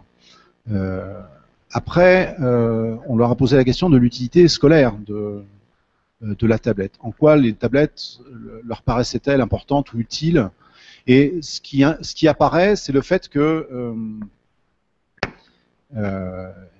ils associent à cette question la notion de importance pour l'école d'être en phase d'une attente sociale. Voilà, plus qu'autre chose, plus que l'utilité pédagogique, etc. Bon, ça apparaît après, mais il y a un discours de façade qui consiste à dire oui, l'école ne doit pas passer à côté de l'entrée dans le numérique, les tablettes existent dans la sphère sociale, elles doivent avoir leur place à l'école, c'est-à-dire il y a un discours d'escorte qui existe de la part des enseignants. Deuxième question, étoffer la question de Léna.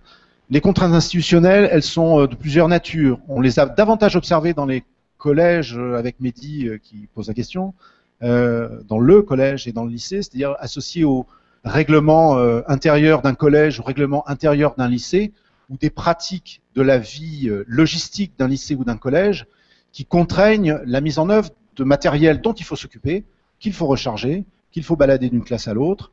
Ça, c'est une organisation particulière. À l'école, les contraintes institutionnelles sont de nature.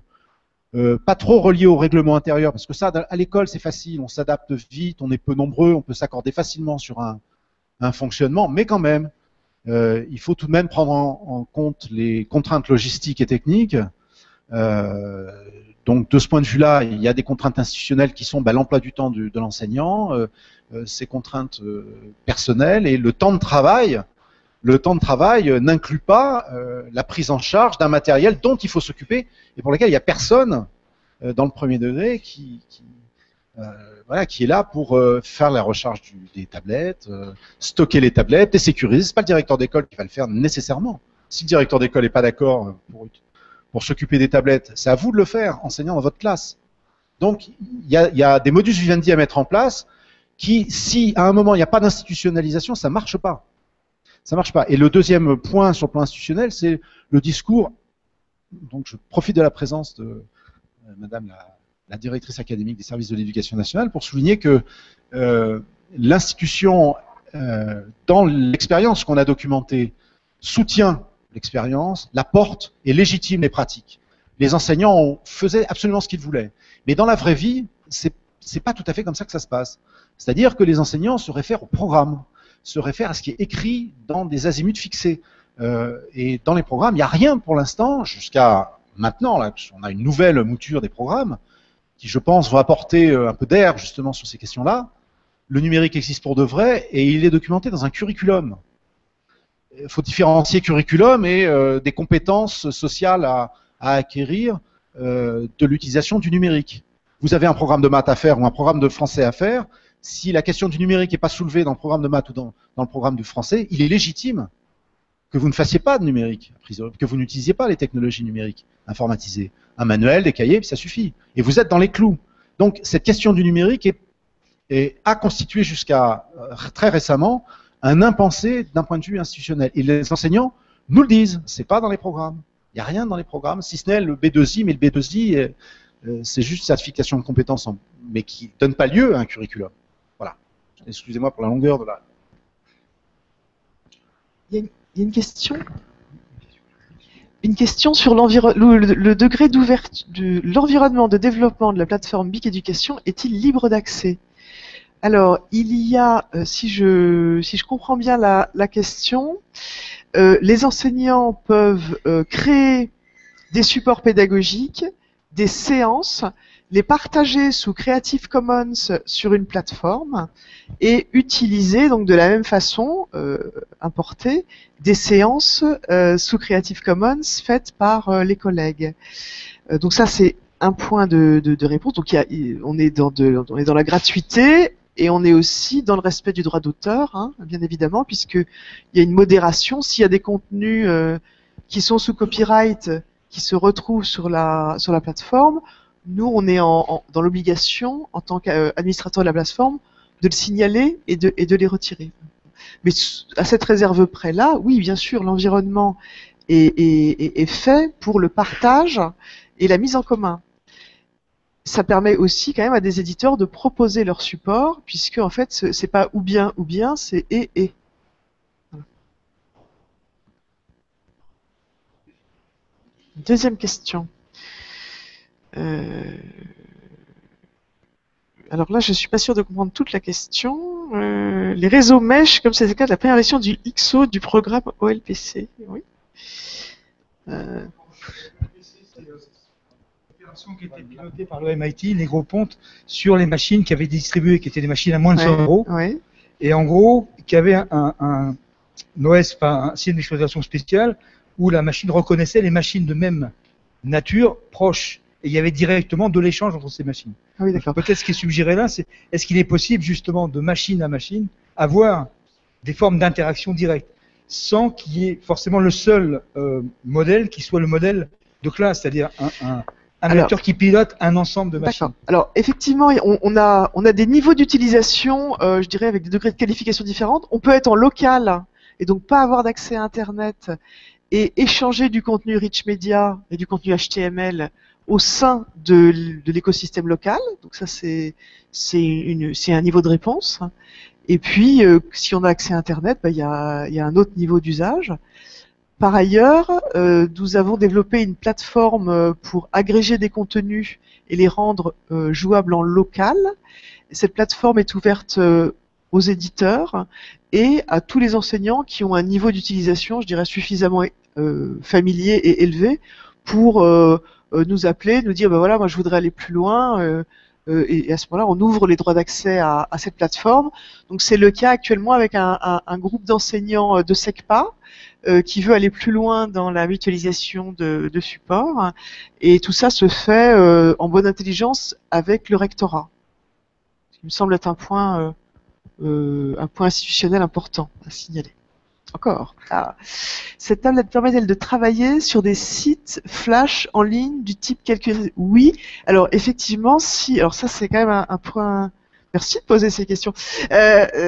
Flash, pour autant qu'on l'installe sur les ardoises, donc ce qui est tout à fait possible, on donne le mode d'emploi et donc ça se fait au moyen du port USB qui est là. À partir de ce moment-là, on peut jouer des sites en ligne Flash. Je pense par exemple à la plateforme du MIT Scratch, qui est très intéressante pour apprendre le code avec des enfants. C'est tout.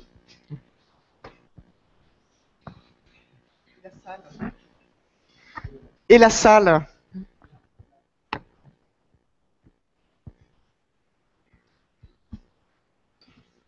Puisqu'on parle d'environnement, dans l'expérimentation tablette que vous avez faite, est-ce que l'environnement, puisqu'il en existe 3, Android, Mac et PC, est-ce que c'était un facteur plutôt facilitateur ou où il y avait des contraintes par rapport à ça? L'expérimentation, on l'a documentée, c'est-à-dire que nous, on n'est pas à l'initiative. L'équipe de chercheurs, donc Dany Hamon, Sandra Nogri, Jean-Michel Gélis, Bruno Hubert et Arnaud Séjourné, je n'avais pas indiqué leur nom, on a documenté l'expérimentation. Sur les 8 écoles, il y avait 3 écoles qui étaient équipées sous Android et les autres étaient équipées avec des iPads. Les 3 écoles qui étaient équipées sous Android ont lâché le dispositif. Donc on n'a pas pu documenter ce qui se passait sous cet environnement, si ce n'est pendant les premières visites. Et très curieusement, dans ces écoles, le temps de livraison des tablettes et surtout de préchargement des applicatifs n'était pas fait. Enfin, disons qu'il y a eu des retards pour la livraison et surtout des retards pour le préchargement des tablettes. Donc certaines tablettes sont arrivées dans les écoles et vous allez voir que c'est rédhibitoire, sans rien dessus, ou avec très peu d'applicatifs, alors que des enseignants avaient été interrogés en amont avec les conseillers pédagogiques locaux, etc. Qu'est-ce que vous voulez qu'on mette sur les tablettes? Donc ça avait été préchargé, mais pas sur ces systèmes-là, mal. Enfin bref, donc il y a eu une latence et il y a eu une espèce de flottement, ce qui fait que plus d'autres problèmes locaux. Donc on a l'essentiel de l'étude porte sur l'environnement macOS, enfin iOS, pardon. Après, ce que ça apporte en valeur ajoutée par rapport à d'autres systèmes, je suis incapable de le dire. Alors, sans relayer une question, j'en pose une juste pour faire une transition. il y a pas mal d'études sur les technologies qui essaient de voir les aspects de genre, c'est-à-dire les différences qu'il peut y avoir d'accès, d'utilisation entre les filles et les garçons. Alors, on sait pas mal de choses sur ça, et en général, bien sûr, les garçons sont beaucoup plus utilisateurs, notamment en termes de jeux, quoique maintenant il y a des jeux sur les filles, donc les choses sont en train de se changer. Les filles sont plus dans la communication. Les garçons ont tendance à surévaluer leurs compétences et les filles à sous-évaluer leurs compétences. C'est tout à fait classique. Alors, l'environnement BIC, c'est un environnement pour filles ou pour garçons? On voit qu'il y a plutôt ici, voilà, c'est même plus que la moyenne nationale, il y a plus de filles que de garçons. Est-ce que ça a été étudié chez BIC, justement? Alors, pour ce qui concerne les élèves, on n'a pas du tout observé d'inhibition particulière du côté des filles. Non, ni de surinvestissement du côté. Enfin non. Vraiment, on n'a pas du tout. Arnaud, qui est dans la salle, non, toi non plus, qui est encore plus sur le terrain. Voilà. Après, du côté des enseignants, là, on a je dirais, des accueils assez rigolos du point de vue du genre, effectivement. Maintenant que, vu les choses comme ça, parce qu'en réalité, on a un meilleur accueil de la part d'enseignantes et d'enseignantes déjà avec un bagage de 10 ans de métier, qui en fait sont tellement contentes je dirais, que justement tous ces freins technologiques soient levés. Elles sont tellement reconnaissantes de pouvoir continuer à faire leur métier, quoi, réfléchir, projet pédagogique, intention, et de l'instrumenter. Et qu'il n'y ait pas cette voilà. Donc elles sont tellement contentes qu'elles se l'approprient énormément. Et je dirais à l'inverse, là où on a un effet un peu difficile, c'est plutôt des enseignants hommes, genre plutôt geek ou très geek, qui disent ah ouais mais là je peux pas faire ci, je peux pas faire ça. Voilà. Parce que ils sont dans dans un surinvestissement à chercher le truc au cube ou au carré ou au cube avant de faire des choses plus simples. Voilà, je m'arrêterai là.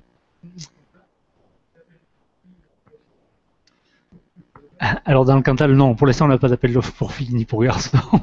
En fait, c'est la thématique tablette va dépendre à la fois du projet pédagogique, donc de l'attente de l'enseignant, et après surtout de l'enseignant de l'école du numérique, de l'accompagnement qu'il fait, parce qu'une fois ce projet construit, pour pouvoir mettre des équipements pour faire vivre le projet, c'est le travail de l'enseignement du numérique, et ça va dépendre de son affinité à un environnement iOS, Android, Windows, BIC,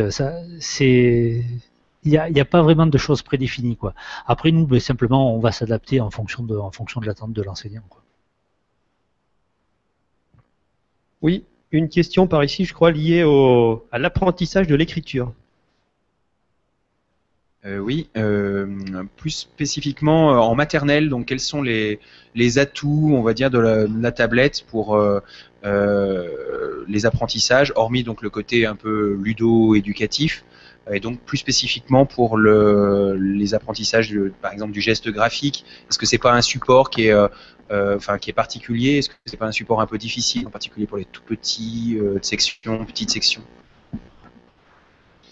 Je me permets de répondre. Juste pour souligner les travaux qui sont faits au laboratoire TECFA à Genève. Vous savez qu'en Suisse, l'université de Genève travaille pour le canton de Genève. Les enseignants de Genève se forment à l'université de Genève, travaillent dans le canton de Genève. C'est très sectorisé et les enseignants ne peuvent pas changer de canton sans repasser un diplôme, etc. Bref, donc c'est ils sont tous très ensemble, c'est-à-dire les chercheurs, les enseignants, l'accompagnement, la formation, tout ceci, ça travaille ensemble. Donc ils développent beaucoup de solutions justement pour les petites classes sur le geste graphique. Et non seulement ils développent, c'est pas que des pratiques dans les classes à l'initiative des enseignants, mais des applicatifs pour les tablettes qui sont sur un cahier des charges conjoint enseignants et chercheurs, formateurs, etc. pour qu'ensuite ça puisse être mis en œuvre dans les classes. Bon. Et donc, parmi les travaux, il y a beaucoup d'applicatifs qui permettent d'assister le geste graphique. Et c'est assez C'est assez surprenant et donc très souvent les enseignants se retrouvent pour travailler avec les chercheurs et puis tester ces solutions-là, notamment des solutions qui permettent d'accompagner le geste, c'est-à-dire d'anticiper sur le geste que réalise l'élève. Et vous savez que pour l'écriture, il y a un rapport d'abord kinesthésique, enfin haptique, kinesthésique, à l'environnement spatial, puis ensuite qui se réduit vers un milieu beaucoup plus contraint. Et donc ça passe par tout un tas d'éducatifs, hein, d'abord dans le grand espace, puis ensuite sur un petit espace. Et ceci est accompagné. Et la tablette permet, par exemple, non pas de poser des grosses lettres sur une interface, mais de faire que la lettre se dessine et de permettre à l'élève, par exemple, d'accompagner le dessin de la lettre pour obtenir et intégrer très physiquement, si vous voulez, hein, le geste de l'écriture. Pour une lettre, pour deux lettres, pour un ensemble, pour des mots, etc., etc. Ça, j'ai eu l'occasion de voir plusieurs de ces solutions et c'est documenté par le laboratoire TECFA, donc je vous encourage à regarder. Il y a beaucoup de travaux qui existent. Dans le numéro spécial STICEF, on a un texte qui porte tout à fait spécifiquement sur ces questions. Voilà, donc il y a beaucoup de travaux. On ne peut pas dire que c'est... disons que là encore, c'est un apport d'étapes supplémentaires dans des constructions qui existaient déjà. C'est-à-dire la pensée pédagogique pour la construction du geste graphique, c'est déjà documenté.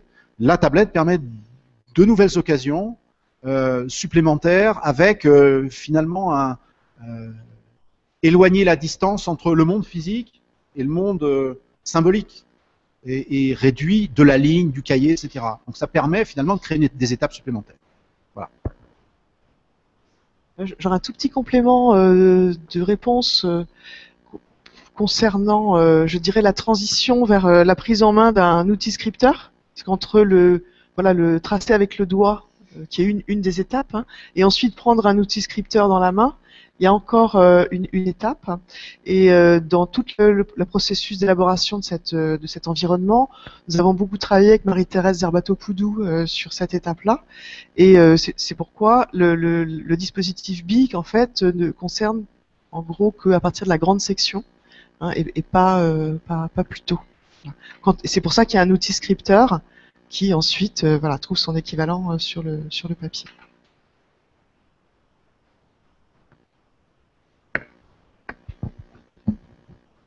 Oui, j'ai une question pour justement le système BIC. Vous avez parlé d'un travail qui a été fait au niveau de la plus-value pédagogique, d'objectifs particuliers que vous avez mené, de contraintes techniques au niveau du réseau aussi. Alors pourquoi avoir choisi au niveau par contre matériel des tablettes, des ardoises numériques plutôt que des tablettes grand public, quoi, d'avoir des ardoises spécifiques à votre système? Eh bien, ce que nous avons voulu, c'est-à-dire qu'en fait, on n'est pas parti de tiens, je prends une tablette et je la mets dans l'école et je vois ce que ça donne. On est parti, voyons quels sont les besoins qu'on a envie, pour lesquels on a envie d'apporter une contribution avec le numérique, et donc des besoins en termes d'apprentissage, et puis je dirais, de réussite scolaire. Et c'est à partir de là qu'on a défini le type d'outils qu'on voulait designer. Et je dirais le point fixe aussi chez BIC, c'est quand même l'importance du geste graphique. Donc on avait besoin d'un outil qui puisse accueillir un geste graphique, ce qui n'est pas le cas d'une tablette tactile. Ok ? Donc du coup on est parti de inventer un support qui non seulement permettent de résoudre tous les problèmes de publicité, de consommation, de comment je vais mettre des applis, de comment je fais que ça va pas être revendu, dealé dans la rue entre l'école et la maison, enfin, 1 milliard de problèmes qui n'ont rien de pédagogique, qui sont institutionnels, je dirais, et comment je vais designer un support élève, un EIM, selon le référentiel, qui va répondre, enfin, qui va contribuer à apporter des réponses à des problématiques identifiées.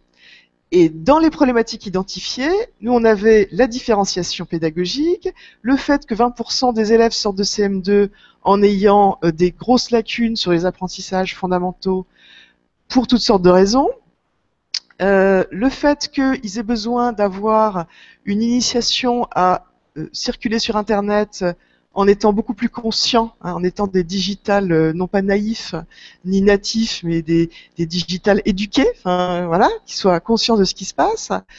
Et le fait qu'ils aient du renforcement positif, parce qu'on va capturer les traces de leur activité et qu'on va pouvoir avoir du feedback sur ces traces de manière individuelle, qui puissent être en position métacognitive dès le plus jeune âge pour avoir un retour critique sur leur production, être capable de verbaliser sur ce qu'ils ont fait, etc. Et par exemple, cette dernière feature, cette dernière fonctionnalité n'existe absolument pas avec les tablettes grand public. Voilà, donc en fait, on a été obligé d'inventer un support, un EIM élève qui soit capable d'apporter des éléments de par la façon dont il est pensé pour aller vers ces, voilà, dans ces directions-là. Juste un petit complément sur la partie purement matérielle. Donc en tant que collectivité, donc vous aurez compris financeur des équipements.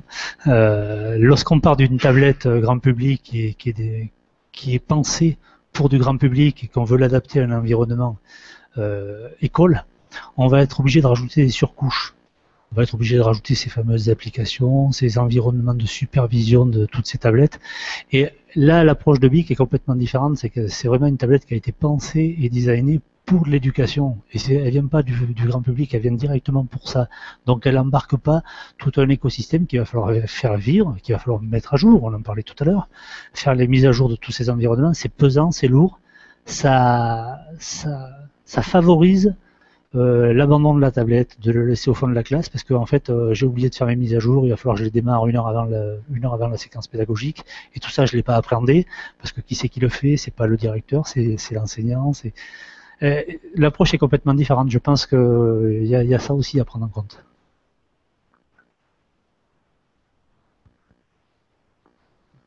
Alors, est-ce qu'il y a des jeux sur la tablette VIC?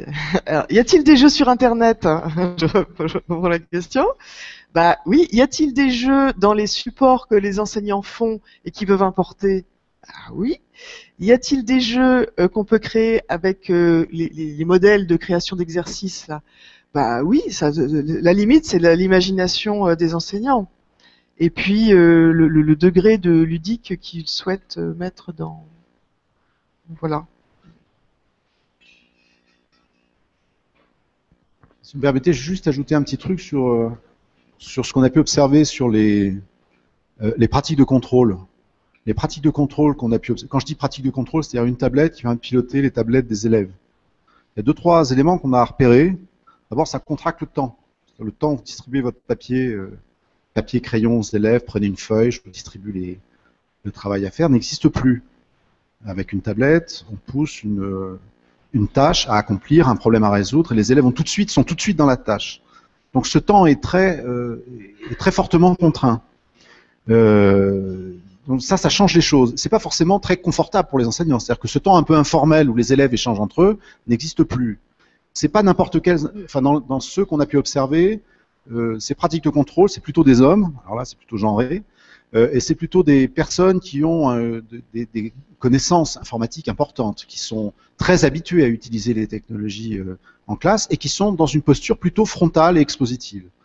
En revanche, les pratiques des tablettes, là où elles ont elles apportent quelque chose d'un peu original et une nouveauté, c'est à partir du moment où il y a des tâches à accomplir qui relèvent plutôt de la mise en projet. La mise en projet et de la conception. Quand on dit les tablettes, ça permet le travail collaboratif, pas du tout. C'est quand le scénario pédagogique de l'enseignant permet le collaboratif, alors il y a du collaboratif, et les tablettes s'y prêtent très bien. Par exemple, on a vu des cas, souvent, où les enseignants mettent en place des situations où ils ont à produire des dessins animés. Stop motion, vous savez, ça se fait très fréquemment. On en a documenté plusieurs séances, ou des réalisations d'objets multimédia enrichis à plusieurs. Donc il y a de la division du travail dans un collectif d'élèves, chacun se répartit le travail, chacun a sa tablette, soit il pose tous les documents sur à un même endroit ou crée un objet commun. Ces situations-là, on en a observé pas mal, elles dérogent finalement au modèle classique de transmission des connaissances. La tablette, ça s'adapte à tout. Ça s'adapte aux postures très expositives, à la forme scolaire classique. Un maître, son manuel, je dispense un savoir et je fais faire des exercices individuels. Ou alors, on a des pratiques beaucoup plus bottom-up, où je donne des situations à traiter à des élèves, ils traitent les situations et viennent expliquer comment ils font. Et les apprentissages peuvent advenir selon ces modalités-là. Donc, dans les deux cas, on trouve des tablettes. Donc, ouais, voilà. Tout ça pour dire, c'est pas simplement... Alors, on trouve aussi des solutions techniques sur des tablettes du commerce, hein, de contrôle de la tâche. Peut-être pas aussi spécifiquement organisées, mais... Alors, on trouve de tout, mais c'est vraiment l'enseignant qui est seul maître à bord sur ces questions. J'ai une petite question sur les ressources à disposition sur la tablette, sur les équipes justement qui ont travaillé à la constitution de ces ressources. Comment est-ce qu'elles sont composées, enseignants, chercheurs, ou c'est dans vos expérimentations antérieures, voilà. Les ressources type exerciceurs. Alors, la première série, c'était avec l'atelier Canopée de Versailles, où en fait on a demandé à une équipe supervisée par 2 IEN du cycle 1, 2 et 3 de bien vouloir justement réaliser des séquences, des scénarios, des séquences sur plusieurs séances, et de réaliser les supports qui permettaient de construire une ou deux séances de cette séquence et de mettre ça. Alors, on les a mis à disposition, bien sûr, sur la plateforme ressources. Canopée l'a mis à disposition sur voilà, sur ces sites. Donc ça a été la première illustration qu'on a souhaité avoir. Donc, on a souhaité avoir des IEN qui, je dirais, qui valident au tout début. Et puis après, finalement, la plateforme s'est ouverte et tous. Enfin, aujourd'hui, il y a 150 écoles qui travaillent avec ce dispositif. Donc, quiconque souhaite partager soit un support, soit vraiment une séance, peut le faire librement, sous sa propre responsabilité. Et puis donc ça, je dirais, c'est le niveau 1 de compétences. Après, il peut y avoir un niveau plus élevé avec des choses plus sophistiquées. Là, je parlais de ce groupe d'enseignants de SECPA, par exemple, qui travaille sur tout un ensemble de supports et de séances qui va permettre de valider le certificat de formation générale, donc qui va permettre à un jeune de s'inscrire dans une formation de type CAP, BEP.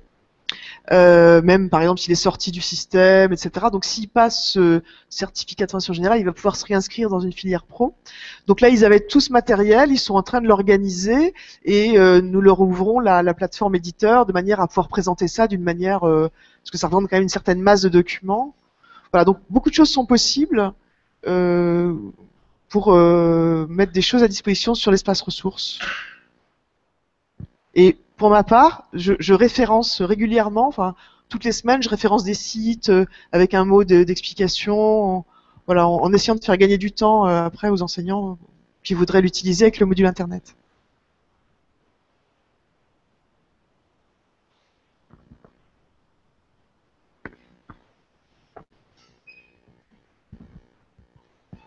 Donc moi, ça serait juste en fait sur les performances de la tablette, savoir voilà un petit peu les performances techniques. Si on a besoin de regarder une vidéo et qu'on peut pas la lire parce que la tablette ne le permet pas, voilà. Juste savoir les performances, je sais pas, la capacité de mémoire, ce genre si vous possible d'y répondre. C'est par rapport à l'outil BIC ? Oui, d'accord. Alors, Oui, c'est vrai que, comme on dit en dose numérique, on pense pas système tablette, on dit toujours, on tient un petit peu à différencier. En fait, par exemple, n'importe quelle vidéo sur YouTube, vous pouvez la passer, parce que, si vous voulez, comme on accède à Internet à travers le PC enseignant et le serveur, donc, par exemple, vous allez dire, c'est cette vidéo que je veux diffuser et pas autre chose. Donc, vous limitez à cette vidéo.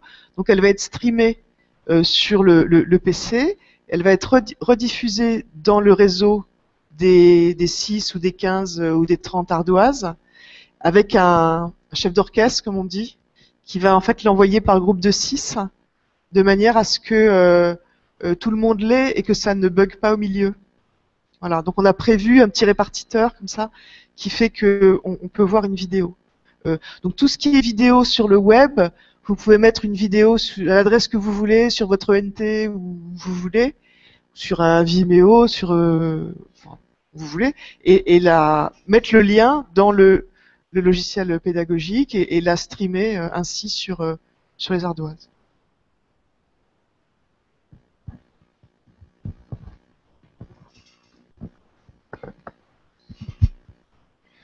Tout à l'heure, vous avez parlé des pratiques pédagogiques avec la tablette, où on pouvait avoir des pratiques entre guillemets traditionnelles.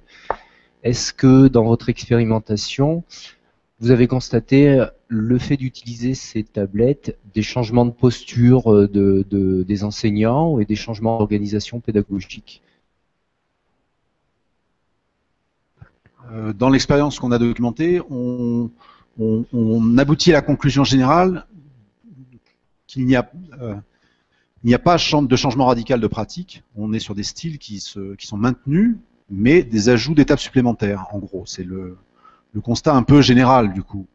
Donc des changements de comportement pédagogique, pas vraiment. C'est-à-dire que des enseignants qui avaient l'habitude de faire faire aux élèves, de faire produire aux élèves, le font selon d'autres modalités. Alors, évidemment, le fait est que donner une tablette à des élèves qui de manière intégrée, peut réaliser tout de bout en bout dans la réalisation d'une production multimédia, ça procure chez l'enseignant l'occasion de documenter l'activité, c'est-à-dire d'apporter les éléments aux élèves, pour qu'ils puissent se sortir d'affaires, écrire sur un traitement de texte, enregistrer un son, contrôler le résultat, diffuser à d'autres élèves la production, créer une vidéo. On a même vu la réalisation, par exemple, dans un travail en mathématiques, en géométrie, on a vu un travail réalisé par un enseignant qui faisait faire un document multimédia aux élèves qui devait constituer en quelque sorte une preuve, une démonstration argumentée, mathématique, à destination des autres élèves. La pratique de l'enseignant ne change pas par rapport à ce qu'il nous a expliqué, ce qu'il nous a dit, de ce qu'il faisait auparavant, avec d'autres instruments. Il faisait déjà ça. C'est-à-dire l'élève crée son chef-d'œuvre, quand on parle de la pédagogie Freinet par exemple, et va l'expliciter à tout le monde, expliquer sa démarche, etc. Puis socialement, on régule tout ça. Il le fait avec un nouveau dispositif, mais qui le conduit à créer de nouveaux supports pour aider les élèves, mettre en place, modifier son dispositif, mais le fond ne change pas. Les enseignants qui ont des postures très frontales et qui sont plutôt expositifs et font systématiquement de l'exercice, ajoutent de nouveaux exercices avec la tablette. Utilisent la tablette pour renforcer leur propre travail expositif avec des projections de traces d'élèves. La seule chose qui change, enfin 2 points que je n'avais pas dit tout à l'heure, il y a un élément qui trouble un peu le paysage chez l'enseignant, c'est l'évaluation du travail de l'élève. Et ça, c'est une modification, c'est-à-dire, alors qui donne lieu à des contournements, hein, plus exactement qu'à des adaptations. C'est-à-dire, l'enseignant en général il a son stylo rouge et puis il va, son crayon de papier, puis il va modifier un papier que la trace de l'élève, il va l'amender. Sur un écrit électronique, sur un document électronique, c'est pas tout à fait pareil, ça se passe pas pareil. Donc, ils doivent inventer de nouvelles solutions ou contourner. Et ce qui se passe le plus fréquemment, c'est que quand on arrive à des tâches d'évaluation ou des tâches d'approfondissement, par exemple l'écriture d'un texte long en cycle 3, ou la résolution d'une série d'exercices un peu copieux qui donnent lieu à évaluation, on pose la tablette et on retourne à des activités standards. Papier, crayon, cahier, etc. Voilà. Donc la réponse est non, il n'y a pas véritablement de changement de posture. D'abord, le changement pédagogique, c'est du temps long. Hein. Donc peut-être, on n'a pas suffisamment vu de temps, si vous voulez, pour pouvoir constater des changements dans la durée. On voit des schèmes spécifiques du côté de la professionnalité enseignante qui se constituent, des étapes supplémentaires, des manières de convoquer la tablette dans des instruments qui existent déjà. Par exemple, la tablette qui sert de support d'aide avec un e-book, il passe des aides pour réaliser des exercices. Vous voyez, donc ça c'est facile à mettre en œuvre avec une tablette. On appuie sur un bouton, clac, tout de suite on a Wikipanion, où on a le livre dynamique réalisé par l'enseignant, on a des aides didactiques, Voilà, c'est facile à mettre en œuvre.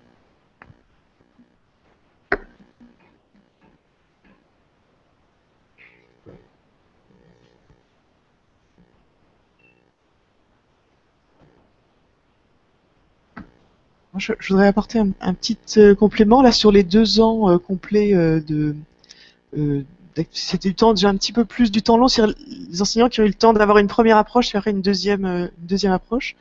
Nous, ce qu'on a observé, c'est que les enseignants de primaire, donc qui sont des généralistes, c'est un fait important à garder en tête, souvent utilisent ce matériel et ce dispositif sur les disciplines où ils sont très forts. Ils vont pas aller sur les disciplines où ils sont moins à l'aise. Donc ils vont aller plus loin parce que déjà au niveau disciplinaire ils sont béton sur une. Voilà. Et donc dans cette zone de confort, ils se mettent en insécurité avec quelque chose de nouveau, ce qui est assez logique. Et il y a un premier temps souvent de transposition d'une pratique existante en termes de dispositifs d'apprentissage par exemple, posture.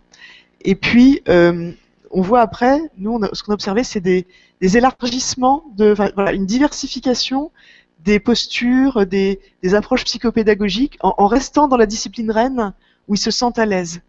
Voilà, mais c'est une fois qu'ils ont dépassé, qu'ils se sentent en sécurité avec le média. Donc, par exemple, typiquement un environnement BIC, ça permet de faire de la co-construction des savoirs avec des allers-retours entre de l'individuel et du collectif, si on a un TNI. Ça permet aussi de renforcer des habiletés cognitives. On parlait de calcul, de table, tout ça, de mode opératoire tout à l'heure. Ça permet aussi de travailler sur la métacognition, de faire retour sur une façon de faire et de prendre conscience de ce qu'on a fait et avec un décalage dans le temps. Donc, dans une discipline reine, les enseignants vont apprendre à se déplacer entre ces 3 types de dispositifs et c'est déjà, je trouve, assez considérable. Et concernant l'évaluation, c'est vrai que ça apporte une liberté extraordinaire et une facilité à évaluer autrement. Déjà quand les élèves disent ah oui mais non, oui j'ai fait comme ci mais j'aurais pu faire comme ça, à la limite il n'y a plus rien à corriger. S'ils ont déjà l'enfant est capable d'exprimer une autre façon de faire, et ça le métacognitif il apporte énormément pour finalement apporter une gestion de l'erreur, des modalités de gestion de l'erreur qui sont différentes de la simple correction. Peut-être que je simplifie. Je crois au final que vous avez commencé un peu à répondre à ma question.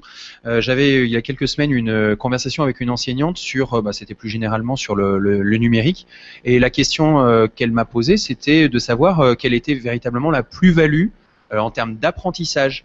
Parce que on est bien d'accord, la tablette c'est un support attrayant, parfois facilitateur. C'est vrai que il y a des effets d'annonce on a beaucoup cette impression justement du côté attrayant et ludique qui peut justement aider à rentrer, on va dire, dans les apprentissages. Mais est-ce qu'il y a véritablement un plus pour l'apprentissage qu'on ne retrouverait pas, par exemple, dans une approche plus classique sans ce type de support ?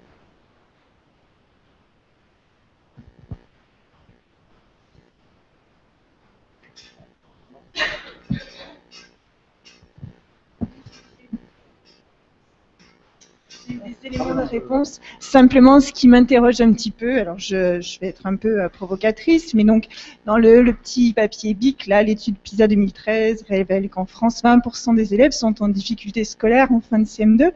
Donc, puisqu'il y a un chercheur parmi nous, peut-être qu'il pourra nous dire. Moi, je suis très curieuse de savoir. Est-ce que c'est l'informatique qui va nous permettre est-ce que c'est le numérique qui va permettre d'agir là-dessus? Donc, je m'interroge sur cette formulation. Est-ce que le vrai problème qui est le nôtre, c'est bien celui de la réussite de tous nos élèves? Et sans doute que le chercheur qui est là pourra nous expliquer que cette grande difficulté, cette difficulté de nos élèves arrive aussi d'ailleurs. Je voudrais juste dire que cette phrase de PISA, je vous invite à lire tout le paragraphe. C'est-à-dire, le paragraphe, il commence par « Équiper les classes maintenant, quelle est l'urgence ?» Donc c'est quelque chose qui s'adresse quand même beaucoup aux mairies, pour essayer de faire, de bien marteler, revenir sur les fondamentaux. Quelle est l'urgence? L'urgence, c'est que on a un vrai problème en fin de cycle 3, d'accord?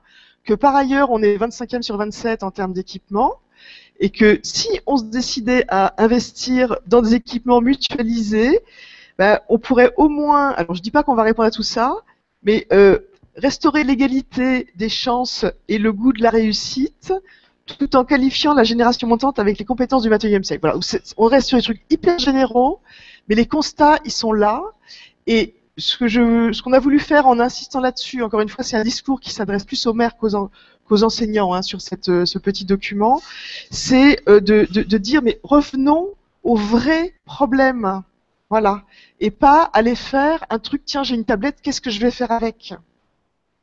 Mais ils sont où les vrais problèmes? Et c'est la personnalisation, le goût de réussir. Et quand on voit le rapport à l'erreur, moi ce qui me frappe au niveau des apprentissages, c'est des enfants qui veulent non seulement bien faire, mais qui veulent avoir le score maximum et qui vont refaire et qui vont. Enfin, moi je suis étonnée hein, de ce goût un peu de gamer des enfants, mais quand vous les mettez dans une application, dans un environnement qui leur permet de refaire jusqu'à avoir le top de là, ils le font. Et tous.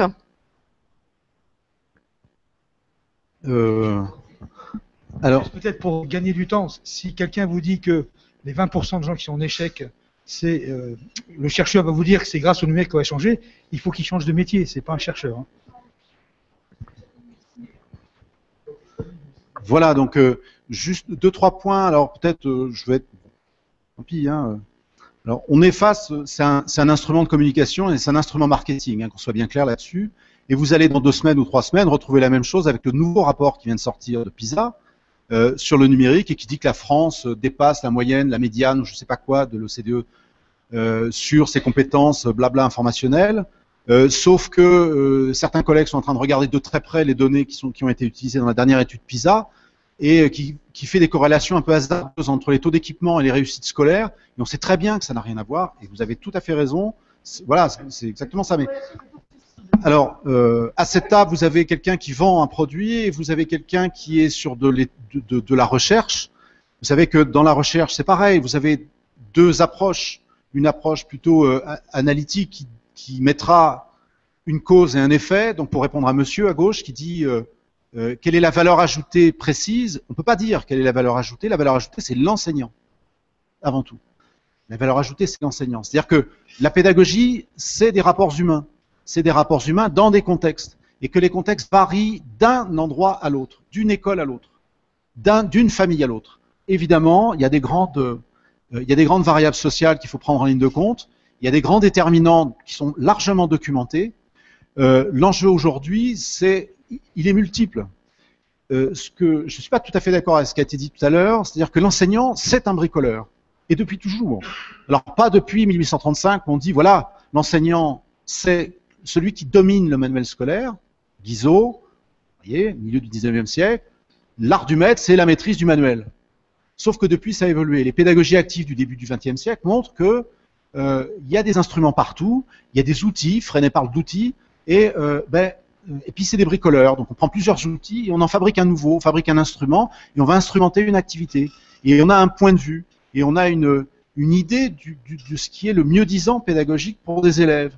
Et puis on a des postures quand on est enseignant. Soit on se place du côté des savoirs et on dispense, soit on se place du côté de l'élève et on fait de la médiation, soit on met l'élève et puis le savoir en... Vous voyez, tout ça, ça a été développé.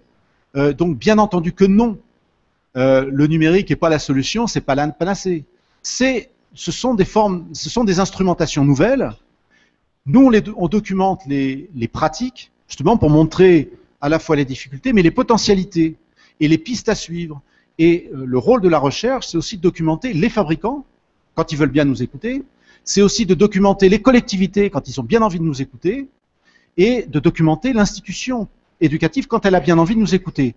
Mais on ne fonctionne pas avec les mêmes horloges, comme les enseignants. Le temps pédagogique est du temps long, le temps de la recherche est du temps long, le temps politique et le temps économique sont des temps très courts. Donc, l'enseignant, c'est quelqu'un comment dirais-je, c'est une lumière, c'est quelqu'un d'éveillé, et c'est quelqu'un qui sait. Donc, il est capable de faire la part des choses dans ses discours, et de considérer à sa propre aune et dans ses choix pédagogiques la meilleure instrumentation à mettre en place pour répondre voilà, aux enjeux qui sont les siens. C'était pas forcément une question, c'était le discours institutionnel que je représente. Pour préciser une chose, c'est évident que si l'outil numérique tablette devait permettre aux 20% qui sont nommés de réussir, et si à un moment donné une structure telle que BIC avait inventé cette tablette, vous l'auriez tous dans votre école. Et on n'aurait plus les 20%. L'outil numérique tablette, c'est un outil pédagogique parmi d'autres outils pédagogiques. Et la preuve en est, c'est que vous êtes là en formation. Donc l'enseignant, c'est le metteur en scène. Et en fonction des metteurs en scène, c'est vrai, il y en a qui font vivre plus ou moins les acteurs qui sont en face. Et je crois que l'outil numérique est effectivement, à travers tout ce qui a été dit, un élément qui peut vous amener de l'interaction. Et c'est quelque chose aussi que vous ne pouvez plus nier. C'est quelque chose qui est dans l'écosystème de l'élève. Donc, le manuel tel qu'on peut le connaître, il a toujours sa place. Vous n'allez pas fonctionner pendant tout le temps où vous avez la charge des élèves avec une tablette. Pas du tout. Mais cet outil-là vous permet d'avoir une gestion de classe, d'avoir une mise en scène de vos apprentissages et surtout de rendre les élèves acteurs de manière beaucoup plus conséquente. Et moi, ce que je vois également, c'est que à travers ce dont vous avez parlé tout à l'heure, de la mise en mémoire des procédures utilisées via la tablette, vous êtes en possibilité, si vous prenez le temps d'avoir un peu de recul après, de voir l'effectuation de chaque élève. Ce que vous n'êtes pas capable de faire quand vous animez une situation d'apprentissage. Vous pouvez avoir un retour, aller voir sur votre poste enseignant ce qu'a fait dans le temps tel ou tel élève parce qu'il peut être enregistré. Et là, vous voyez les procédures ou bien les étapes qu'il a manquées et pourquoi il l'a manqué. Mais on ne pourra jamais vous remplacer. C'est vous qui, à la fin, allez mettre le clap de fin. Et si possible, sur la réussite de l'élève. Mais c'est un outil qui doit être maintenant, d'autant plus que vous l'utilisez dans vos préparations, et ça, c'est totalement vrai. Qui, là, est capable de me dire qu'il n'utilise pas Internet pour aller voir la mise en place de séquences, les différents outils ou quoi que ce soit. Vous en avez une multiplicité. Comme vous avez effectivement des applications, vous avez des jeux, vous avez tout ça. Moi, j'ai lu la question qui était posée par rapport à la liseuse, là. Ben oui, je peux introduire cela. Le tout est que vous, la manière dont vous allez l'introduire et utiliser cet outil, vous allez le faire en fonction d'une problématique des élèves qui sont en face de vous et des compétences que vous voulez leur faire acquérir. L'outil numérique, il faut le voir par rapport à tout ça. Voilà le discours institutionnel. Merci beaucoup. On va clore. Donc, vous avez eu 4 discours différents, complémentaires. Hein, le discours du chercheur, le discours d'un constructeur, d'un fournisseur d'objets, le discours du politique ou de technicien, voilà, qui aide à tout ça, et le discours institutionnel. À vous de faire les liens possibles entre ces discours et, à partir de là, faire votre propre vision en essayant de continuer les débats. Ce qui est intéressant, c'est que les débats entre tout cela existent et se maintiennent à un bon niveau de qualité. Voilà, merci beaucoup à tous.